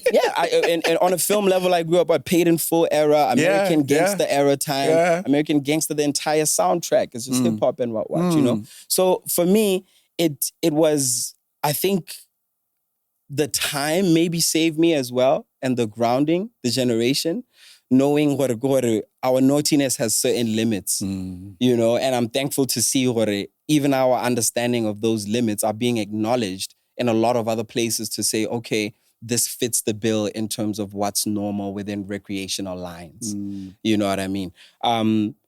Another thing that I think I cannot, you know, ignore is obviously grounding family, religion, spirituality, all those things. You know, I grew up... family system. Yes, I grew up well anchored in church, you know, with, you know, good morals, roles around me, you know, good support around me, you know, from parents to siblings, you know, cousins, uncles, this, that, you know. So I don't think I ever felt, I don't know if to say isolated by anything to a point where I'd have to turn to, you know, hard substance for it to be my solution. Gotcha. Now, the famous 200... But something I have to answer, which you said, which I think is so, so important. When you talk about the climax of being on stage and the anti-climax of being off stage, it's funny for me because, I don't know, maybe it's because I enjoyed a relative amount of success at a young age. So I got to... Your peak was mainly in your 20s. Was it your 20s? Your 2010? My longest run. 2010. I think my run that I really look at goes all the way from about Bonibo Bazata City Imagination time up to even the end of That's What's Up and all of that. It's a good 8-year odd run from about 2005, 6 all the way down to 2014 odd. You know, that's when I was busiest. Got you. And by the way, that coincides with a lot with you know, starting varsity, this, that, you know. So I was doing a lot at the same time. And I got to a point where as much as I enjoyed the stage and enjoyed going to shoot videos and photo shoots and interviews and all the cool stuff and, you know, going to different places, even international travel, all that great stuff, I also really grew to be such a homebody. Like, I love, you know, now more than ever, but even back then, like, I'd love the opportunity after the shows and whatever to go home and be in my space, you know, and play my music that I listen to, including the alternative stuff that people don't even care for, to watch my films, to spend time with my friends, my authentic, real friends that I've grown up with. Not some influencers that you want. Who are still my friends today, you know, with loved ones, with family, you know. At the peak of all of this, most of this is in Joburg, you know, so I'm coming at a point now also where I don't get to be home as much. So when I'm coming home, I'm really appreciating it. Grounded. Yeah. So grounding is everything. You know, also having people around you as family.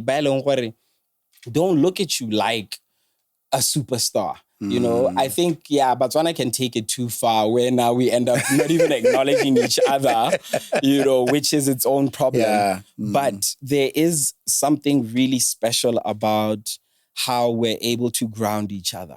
You know what I mean? Okay. Let's now go to the system, because we want to also try to see what policy levers that can be pulled. The famous 200 million. And also I see the narrative with the current government, creatives. When she talks about creatives. Whether you feel, first the 200, I mean, there's a lot of talk about the creatives need to monetize. Do you think this strategy around this 200 will shift the dial in terms of what needs to be done, or what are the risks around it that you see? I'm going to ask for carte blanche and allow me to be very honest, including my stakeholders and our partners and people who, you know, we've been working with. Because I feel like first thing, let's be honest. Honesty or dishonesty is killing us. You know, at times we're too politically correct. At times we're not willing to point to the elephant in the room that's crushing us, you know? first major thing, like I pointed out with that example, COSBOTS and the revenue splits and whatnot. We need to stop and take stock, right? And I'd hoped for, as we were doing the audit, this would be a big part of the conversation as where well. The money went. Yes, when we're talking creative industry and public accounts committee, there need to be some real hard questions asked, and not just of the Steve Harvey gang. You know what I mean?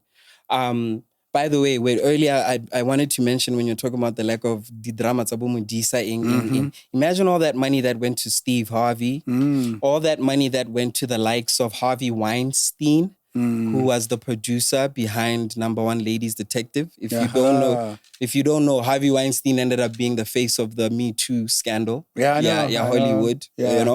In fact, is he not in jail? He's in jail. He's in jail. Yes. In fact, if you go and look up Lupita Nyong'o's Me Too story, she talks about him dangling Number One Ladies for her to say, I can get you on stuff like this. So I literally tell guys, the Botswana government's money was funding sexcapades. You know what I mean? If we're really being legit about it, right? Last year, I got a chance to co-direct, or actually the year before, my first fiction film. Shout out Masoro Mogwasa, who picked me out for that role, 27 Picks. And that was part of a program, Multi-Choice, where 3 local films went to Mzansi Magic. They did it again last year. Yes. And this is a project what I doubt they spent even $1 million per year on each of them. It's not expensive. I think I've seen bits of it, You're better off giving a couple of producers budgets, $250,000, $500,000 each to make a short than what we did. If we would have started doing that, all decades back, we would be much further. Yeah. So back to the lecture at hand, we need to take stock and really look at how the money flows in our industry as it stands. That 200 million, without me being a naysayer or skeptical, and mind you, it's my job to be worried and to be concerned about how things will play out. My biggest fear, as we've seen in the past, is that it's going to end up funding executives, administrators, not artists, not creatives. And one of the biggest problems is even our funding policies. Very few funds that we have that are supposed to fund artists directly. They don't end up with the artists. You'll find that what they actually find is compliant PTY LTDs. As to who owns the compliant PTY LTD, that's another conversation for another day. The same can be said of the levy on technical devices, which is another big fund, what has been there for ages and was heavily politicized, if we're to be honest.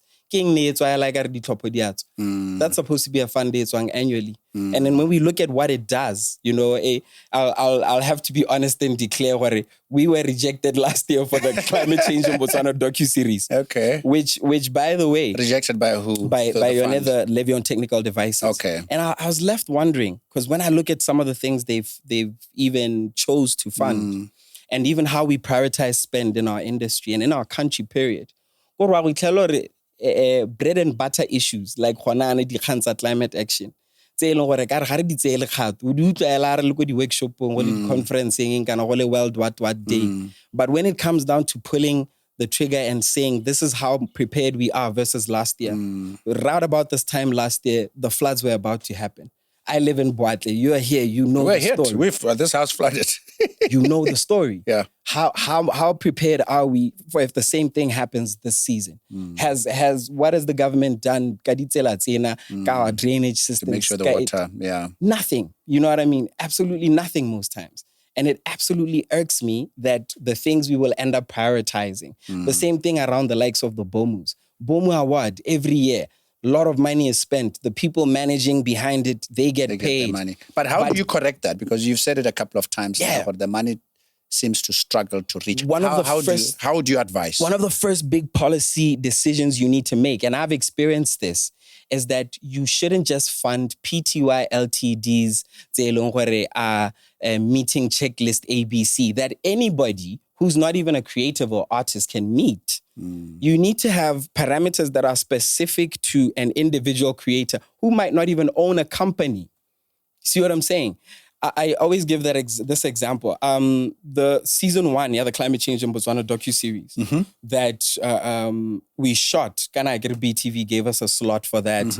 Again, nobody wants to pay for our content locally. Even with important issues, the public awareness.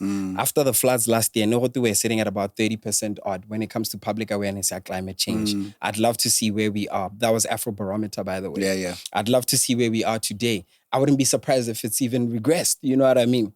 So you find what because you ended up getting money from elsewhere, from the Americans. From the Americans. From the Americans, Bailongore gave us $15,000. It was the U.S. ambassador's grant at the time.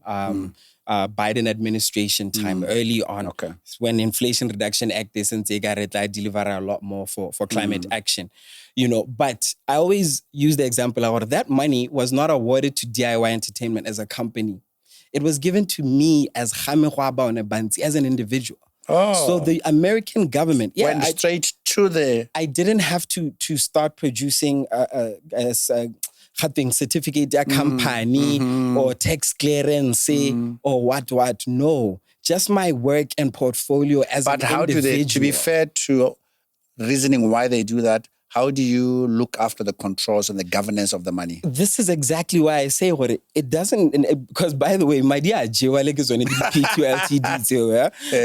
reality is what if your CV what you're working with has the right parameters, you will find the responsible creators and curators have a track record who show you they've managed money from other people elsewhere.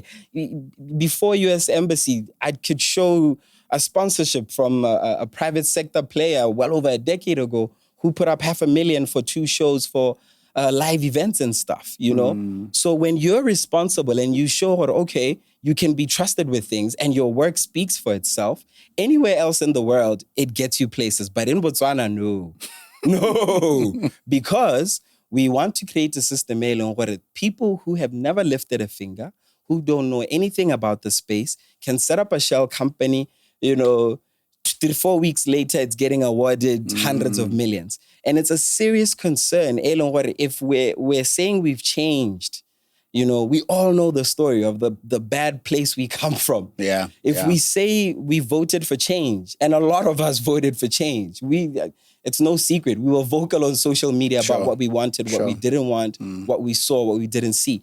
And back to the issue at hand in terms of me being very honest and transparent with my scorecard for what we've seen post-transition of our government. I'm worried because it feels like even as we try and engage and say to guys, here are your quick wins. I don't know, they don't get it, or I don't know, they're all over. Follow up, follow through. And I would have thought for last year, we would have seen a big change when it comes to this. I've personally, and the interesting thing is this, at the right times, our government can acknowledge that we're experts and, we have talented insights. Here and yes. There, yeah. I mean, I was really humbled by Honorable Gaulati. His office reached out before the Global Expo for his fireside chat. He wanted some insights in terms of creative industry. What are the issues and what? And we sat, I wrote him an opinion piece. We sat for a good 30 minutes, dissected issues. And he took, and thankfully, and I really appreciate that he did, thank you, sir. He took the 3 points that I put in another proposal that had already gone to Ministry of Arts, which was 1, we want facilitation. Certain things as private sector players, hey, guys, mutho thoka bukete selo sena go Ministry of Agriculture or go Ministry of Transport. Like with the climate change docuseries, it's been hard to get certain points of contact, So help facilitate some of these intros with line ministries and the like, The second thing being alignment with resourcing where there. If there is budget, we understand we're in a bad place right now, but hopefully we're not in a bad place forever, where and even during a time where we're in crisis, there are pockets of resource. They need to align with the right people and the right things.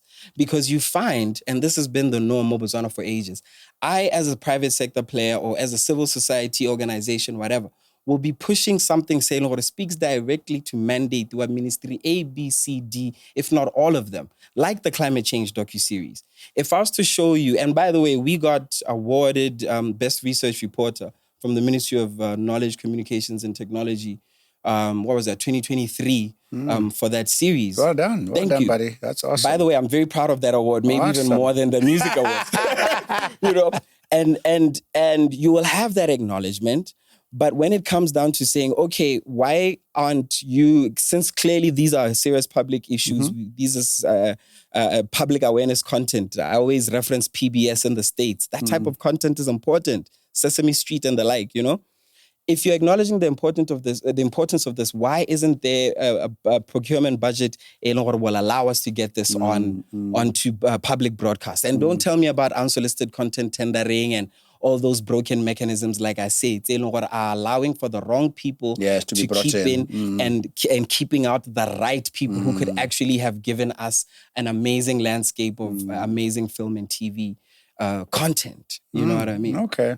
No, that's, and I'm tempted to ask you, with all this, I know you are saying you are very worried about the 200 million, but are you, where we are right now, do you have a feeling of a pessimist or an optimist in terms of if it's on the positive side, what stands out as the most exciting thing going forward? In some ways for me, the jury is out. It's always funny to use that expression in a country that doesn't have a jury system, right? Yeah. But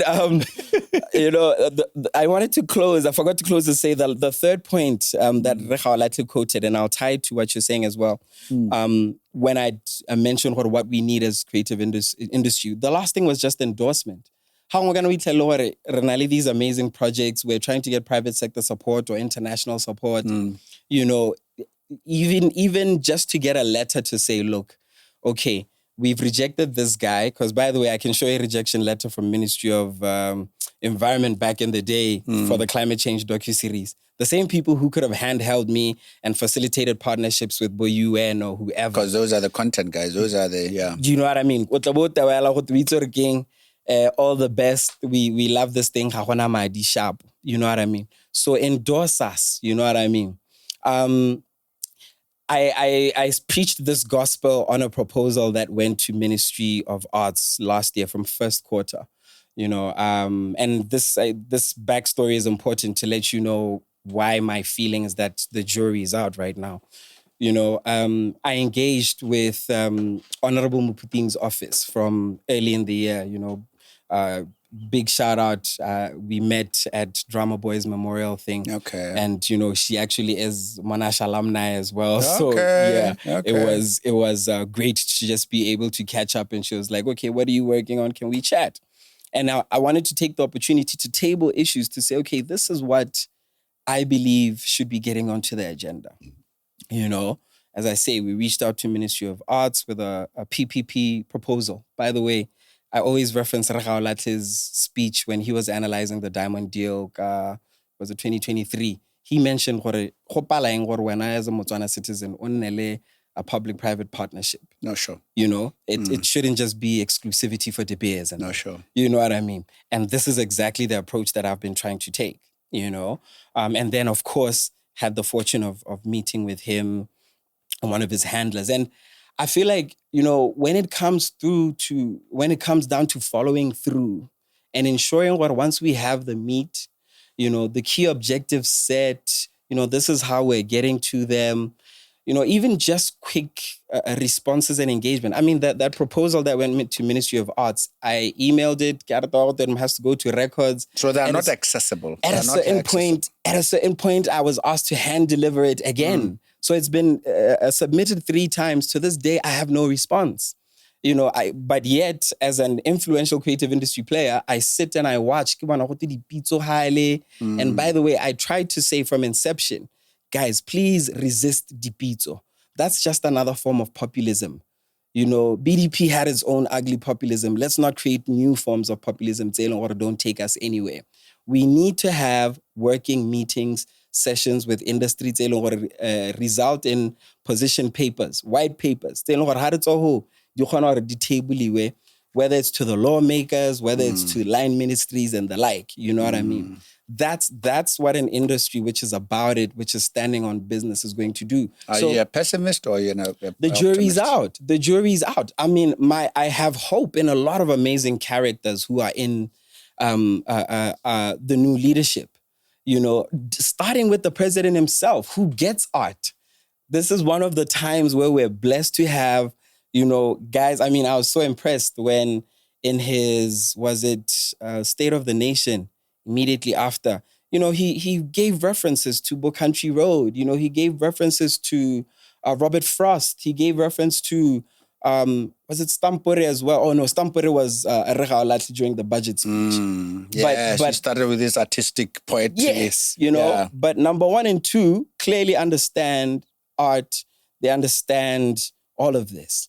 You know, and even beyond even him, even when we look at, you know, the line ministries, guys like Bonebo, Honorable Kilebeng, you know, like Rema Tebesi, who's been in the trenches with us and has been a practitioner, you know. But when it comes down to, like I say, follow up, follow through, it still feels like there's a lot of bureaucracy. When it comes to the technocrats. Yeah, and a lot of it, I feel like, might be stemming from the fact that it's a lot of the old policy still at play, a lot of the old culture. Remember what I said about culture? The same people. It's still the same kind of tenderpreneurs who are coming in, trying to skim off the top whatever big money that is coming. And what they do is, it's so classic because they tend to sideline the people like us who actually aren't even coming in there to try and grab in whatever monies or whatever, trying to know. We're not tenderpreneurs. That's why I say we're creative entrepreneurs. And again, the president spoke about what is a time for entrepreneurs and not tenderpreneurs. That's correct. But the rest of the system, I don't think has really adjusted itself to that. Because if we're having important forums, dialogue, and guys like myself who, you know, with all due respect and, you know, humility out the window for a second, you know, have literally done things that are still unprecedented to date, you know, are left out, not at the table, maybe because we're willing to be honest and say uncomfortable things, you know. And I thought we are at a time now where we've got people who finally are mature enough to say, you know what, we are able to admit and say, oh, hey, the belly is a bit too big. We need to start trimming it. We need to start doing this. Because like I say, if we're not honest about the issues and we're going to just act like, you know, we've already found the solutions, or that the solutions lie in the big institutions, like I say, do nothing but absorb all of this resourcing to pay an executive. Keith Jeffries talked about our government being too bulky ages ago. And it shocks me how even when you go into the parastatal space, how got the regulator on it?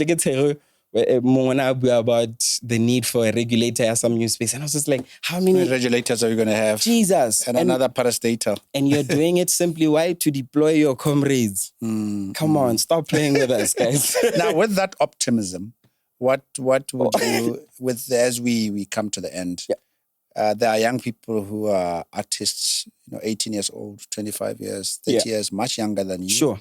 You've laid a very checkered past for yourself, and obviously they would think you are wishing them well. Yeah.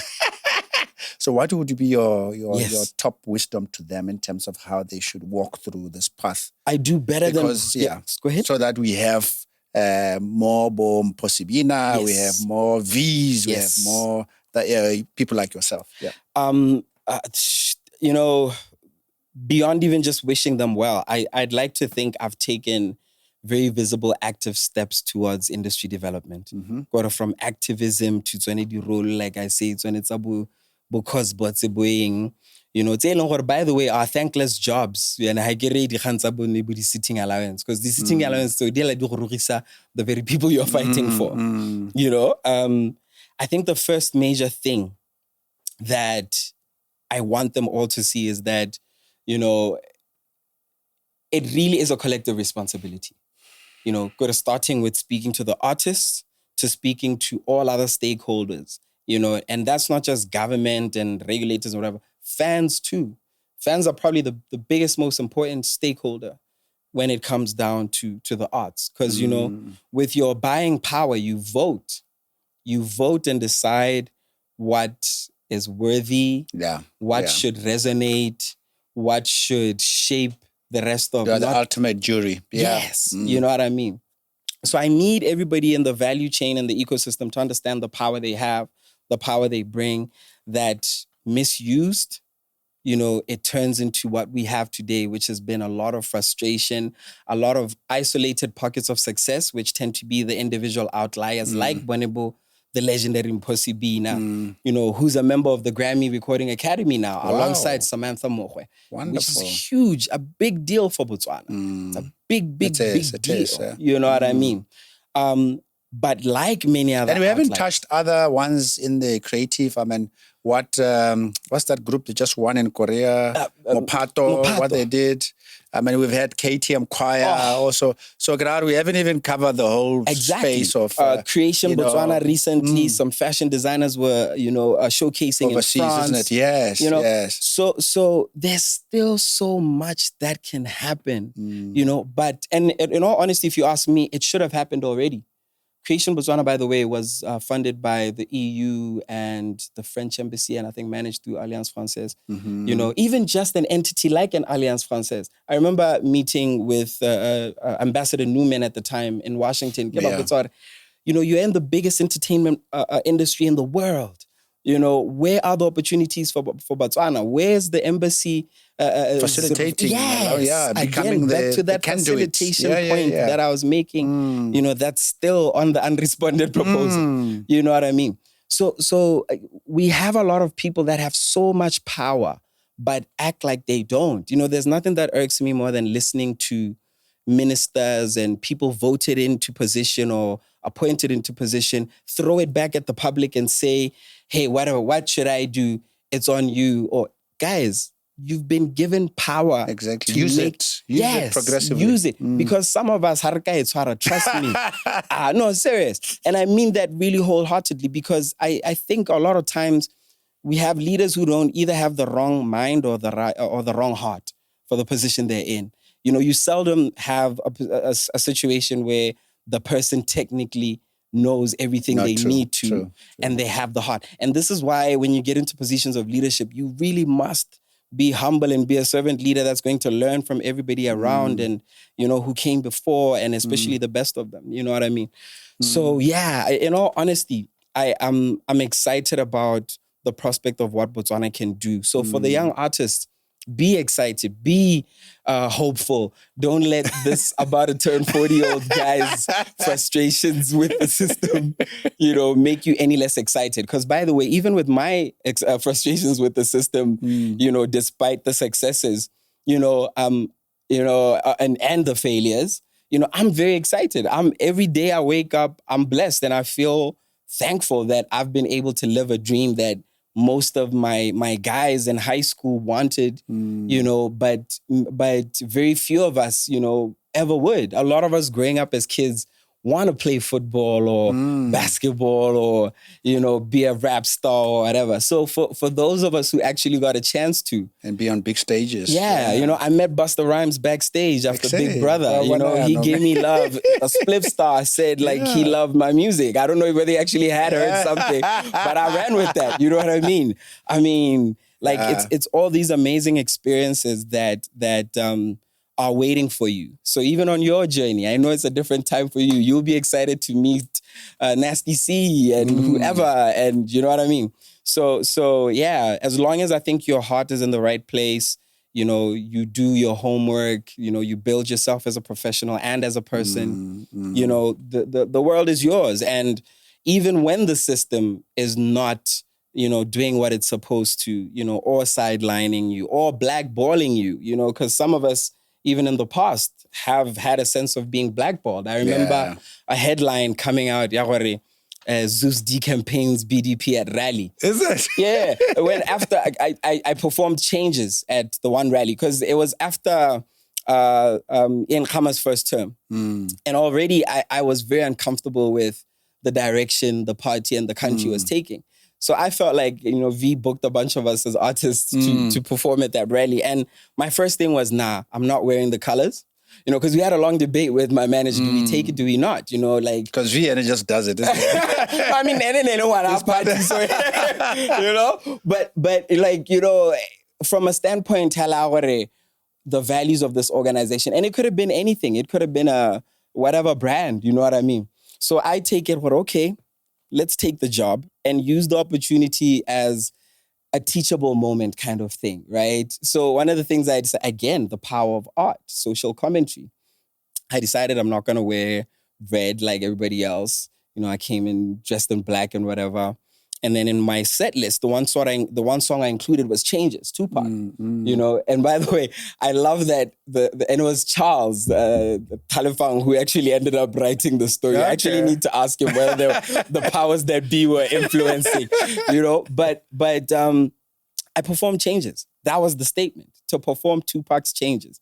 I see no changes. Wake up in the morning and I ask myself, it's like worth living. Should I blast myself? Tired of being poor and even worse, I'm black. My stomach hurts, so I'm looking for a purse to snatch. These are simple socio-economic issues that have been relevant from before Park's time, after Park's time. And if you, as an elite, are so uncomfortable in your, hoarding and your positioning yourself and your cronies for wealth, and it doesn't matter to me which side of the aisle you are. You know what I mean? Because there's the classic thing where I think it was both Ted Kennedy and them who'd say how, after all those debates in Congress and whatever, Republicans, Democrats, there's certain bars in D.C. They go and they hang together. They're laughing. Because at the end of the day, a business mandate has been pushed somewhere. A lobbyist has won their war. A development is starting. Somebody's got paid and somebody got a kickback. And life has got to move on. You know what I mean? So until you get out of your eliteness, walk the streets, touch the soil, understand the realities of people, go to those boys, you want to make the face of the drug epidemic when we all know are not, who are also trying to hustle, trying to get into a space which, by the way, it was funny, somebody once raised this point. If you go to certain pharmacies, for ages, Botswana, you'll find the hemp oil and THC products, things they were cannabis related. They by law shouldn't have been on shelf. So it makes you wonder what, Animal Farm. I always say that's the greatest artwork ever made because I feel like it holds true across generations. Some animals are more equal than others, So we must be very, very, very careful. George Orwell called it with that book. And we should never, ever, ever forget what if you're not taking care of the whole farm, we have a problem. Yeah. It's interesting you're talking about the book, George Orwell, because the last question I was going to ask you is that, you're approaching being a creative and an artist. I detect a bit of intellectual adventurism in it. Which is quite interesting. A lot of value.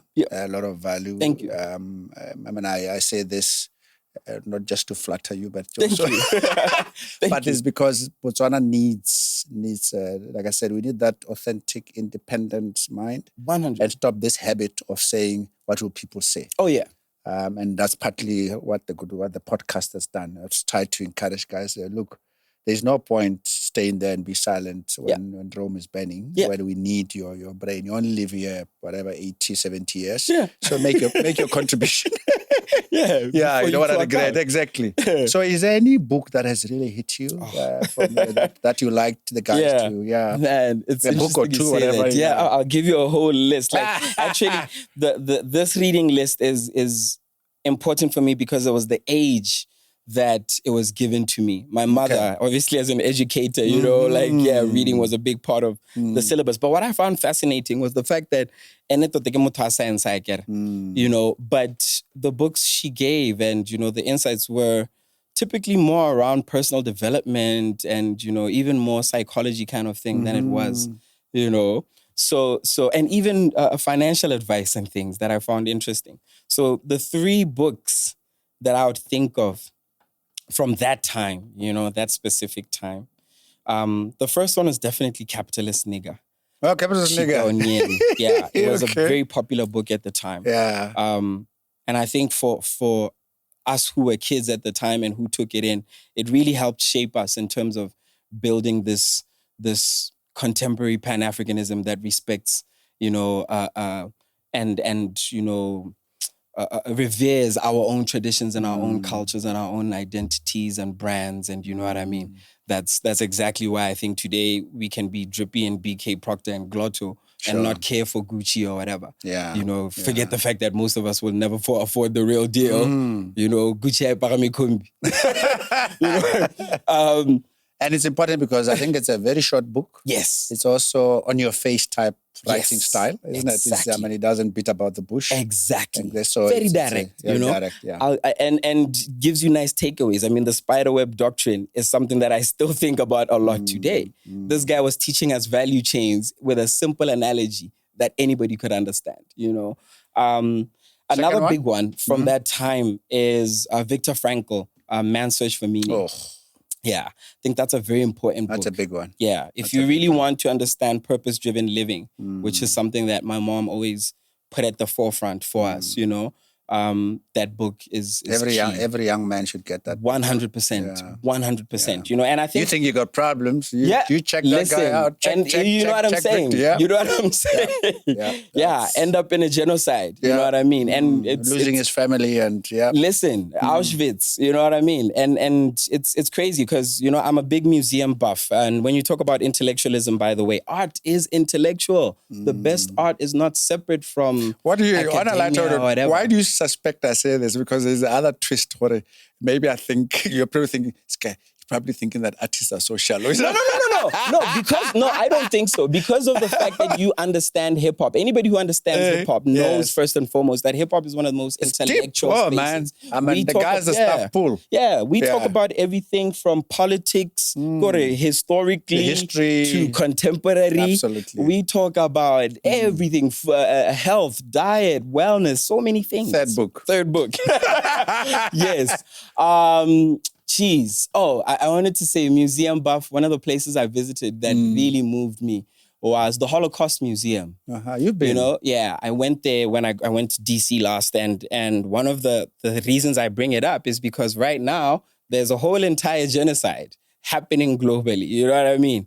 Like, in fact, several, if we go over and above what's happening in Palestine. And it's so cringe to me that we can still see such happening, that we can still see America back, the shocking things that Israel continues to do, And I acknowledge the president for, mentioning some of those things in his address at the UN, because forget this whole idea that we should only have an opinion when we have money. The global geopolitics has it's a family, it's a study tale. I get it. Yeah, but third book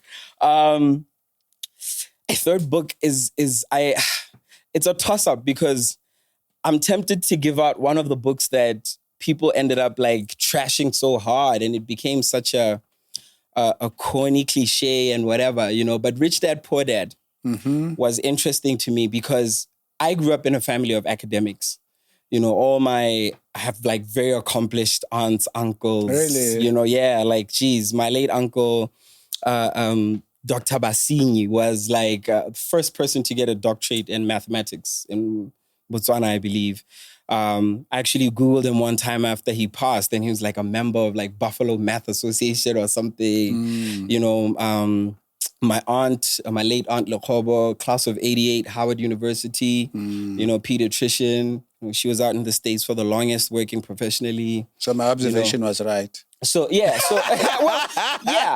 again, all of this does feed even into you, and not just me. A lot of artists grew up with academia and in academia. You know what I mean? Just because you're gifted in art doesn't mean you're dumb. You know what I mean? Or you have to be dumb. In fact, I believe the most brilliant people are extremely intelligent. When you meet like really good artists, they're very intelligent. I get amazed at Trevor Noah. Yeah. Jesus Christ. You see what I'm saying? That type of intellect, that type of cultural awareness. The thinking, the sharpness, the what. Oh, yeah. And so cultural many. awareness, being able to pick things very fast. I was like, exactly. whoa. Where that's a good example. Yes, where a guy will be at home, whether we're on the streets of Eldos or he's in a fine dining company, Sky Guy. And it takes a lot to be that kind of individual. You know, dine with paupers. Walk with paupers, dine with kings type wisdom, right? That growing up in academia type of families, I think can be a crutch for a lot of people who want to be entrepreneurs, who, you know, want to break out the mold of what's traditional. So for me, like, we didn't really have any business people, you know what I mean? I know one of my late uncles, Area, he was the guy who was known as the entrepreneur guy. Business guy. Yeah, but also, level, hey, that thing is risky, it's high risk, it's this, that, hey, you know what I mean? But you have to be able to hear somebody else show you. And Kiyosaki's example of his rich dad and his poor dad, I think were really genius in terms of, because to me, they still explain a lot of people that I know today. Some are really well educated, they're brilliant, they know everything, but they're constantly stuck in analysis paralysis. Exactly. You know, they're not doing that well financially, and you know what I mean? Whereas the guys, you know, live from you know, hearts or move like an instinct to their emotional intelligence is much secure better financially, even in their four house. You see what I'm saying? So it's that type of thing where I'm like, man, that book to me remains important. Forget all the cool talk where it was like, nah, trash this guy, he doesn't know anything about investment or whatever, you know? That would be, I wanted to throw in the last one, which was the toss-up. The one which was the toss-up. And by the way, these are strictly just the motivation or the development books. Natural self-development. Yeah, because like I say, for me, the greatest book written still remains Animal Farm, because I think it teaches us about life, people, politics, power more than anything else, you know? But Who Moved My Cheese was going to be the pick between third. Okay. Another one which is actually even shorter than Boom. It's very short, yeah. Very short, very simple.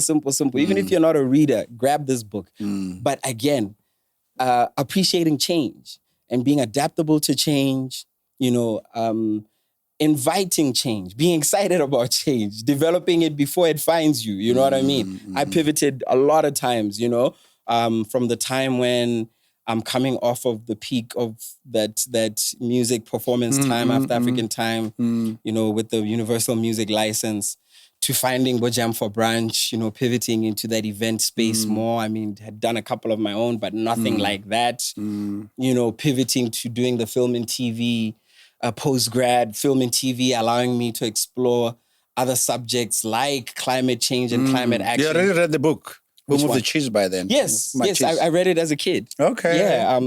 I by the way, I wanted to mention these books were given to me when I was about 16. Oh, right. Yeah. So that's the time I was reading these books, when I was coming of age. Yeah. You know, and I would recommend to parents, please gift your kids with books.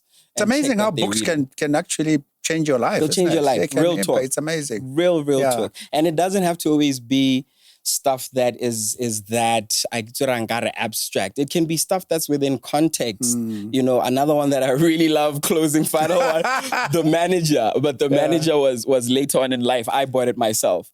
The Manager, it has Alex Ferguson, Jose Mourinho, and Arsene Wenger on the cover. Is it? Okay, I haven't read that. Yeah, and it's just these tales of leadership coming from coaches. You know? High-performance coaches. Yes, you know, and it's not just the big, high-end coaches who've won the UEFAs and whatever. Even guys like Bossam Allardyce and, you know, the relegation specialists. Yes, because they know a thing or two. Of just... Yes. Why do you think there's certain guys by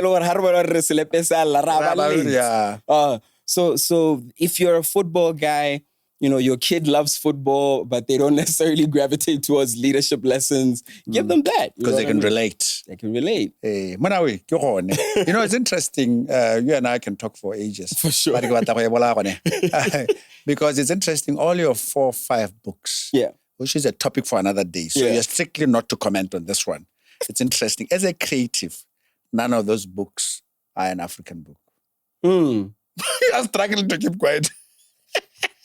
So watch the space. This is a story for another day. I get it. So thanks. Such a pleasure. Thank you. Such a pleasure. Thank you. It's such an honor. And keep doing this. We really appreciate what you're doing for the media space. No, I appreciate it. I appreciate it. And thanks for making the time. Thank you. Yeah, there we go, colleagues. You can see this is an artist and a creative expert, rapper, whatever. Tremendous experience, turned entrepreneur, documentaries, film. So you can see what being an artist, you can still make something out of your life. So I hope you're picking good lessons from Zeus, and I wish him all the best in terms of his career from now onwards. And guys, you know what to do. Do the right things, and let's keep this podcast going. Thank you so much, and see ya. Guys, the Growth World family, thank you very much for watching, and we really appreciate it for the growth that we've gone through the past year. But the bulk of you are still not subscribing on our YouTube channel, and we'd like to encourage you to please subscribe so that we can increase the viewership and the reach. And those that are not on YouTube, please also share, like, so that we can reach more people out there. Whilst on YouTube, we also have a very vibrant WhatsApp community that will love you to join in as well, where we do debates on these issues. The community you can find on the description aspect of the YouTube. So go there and you can join our WhatsApp community. Thank you very much.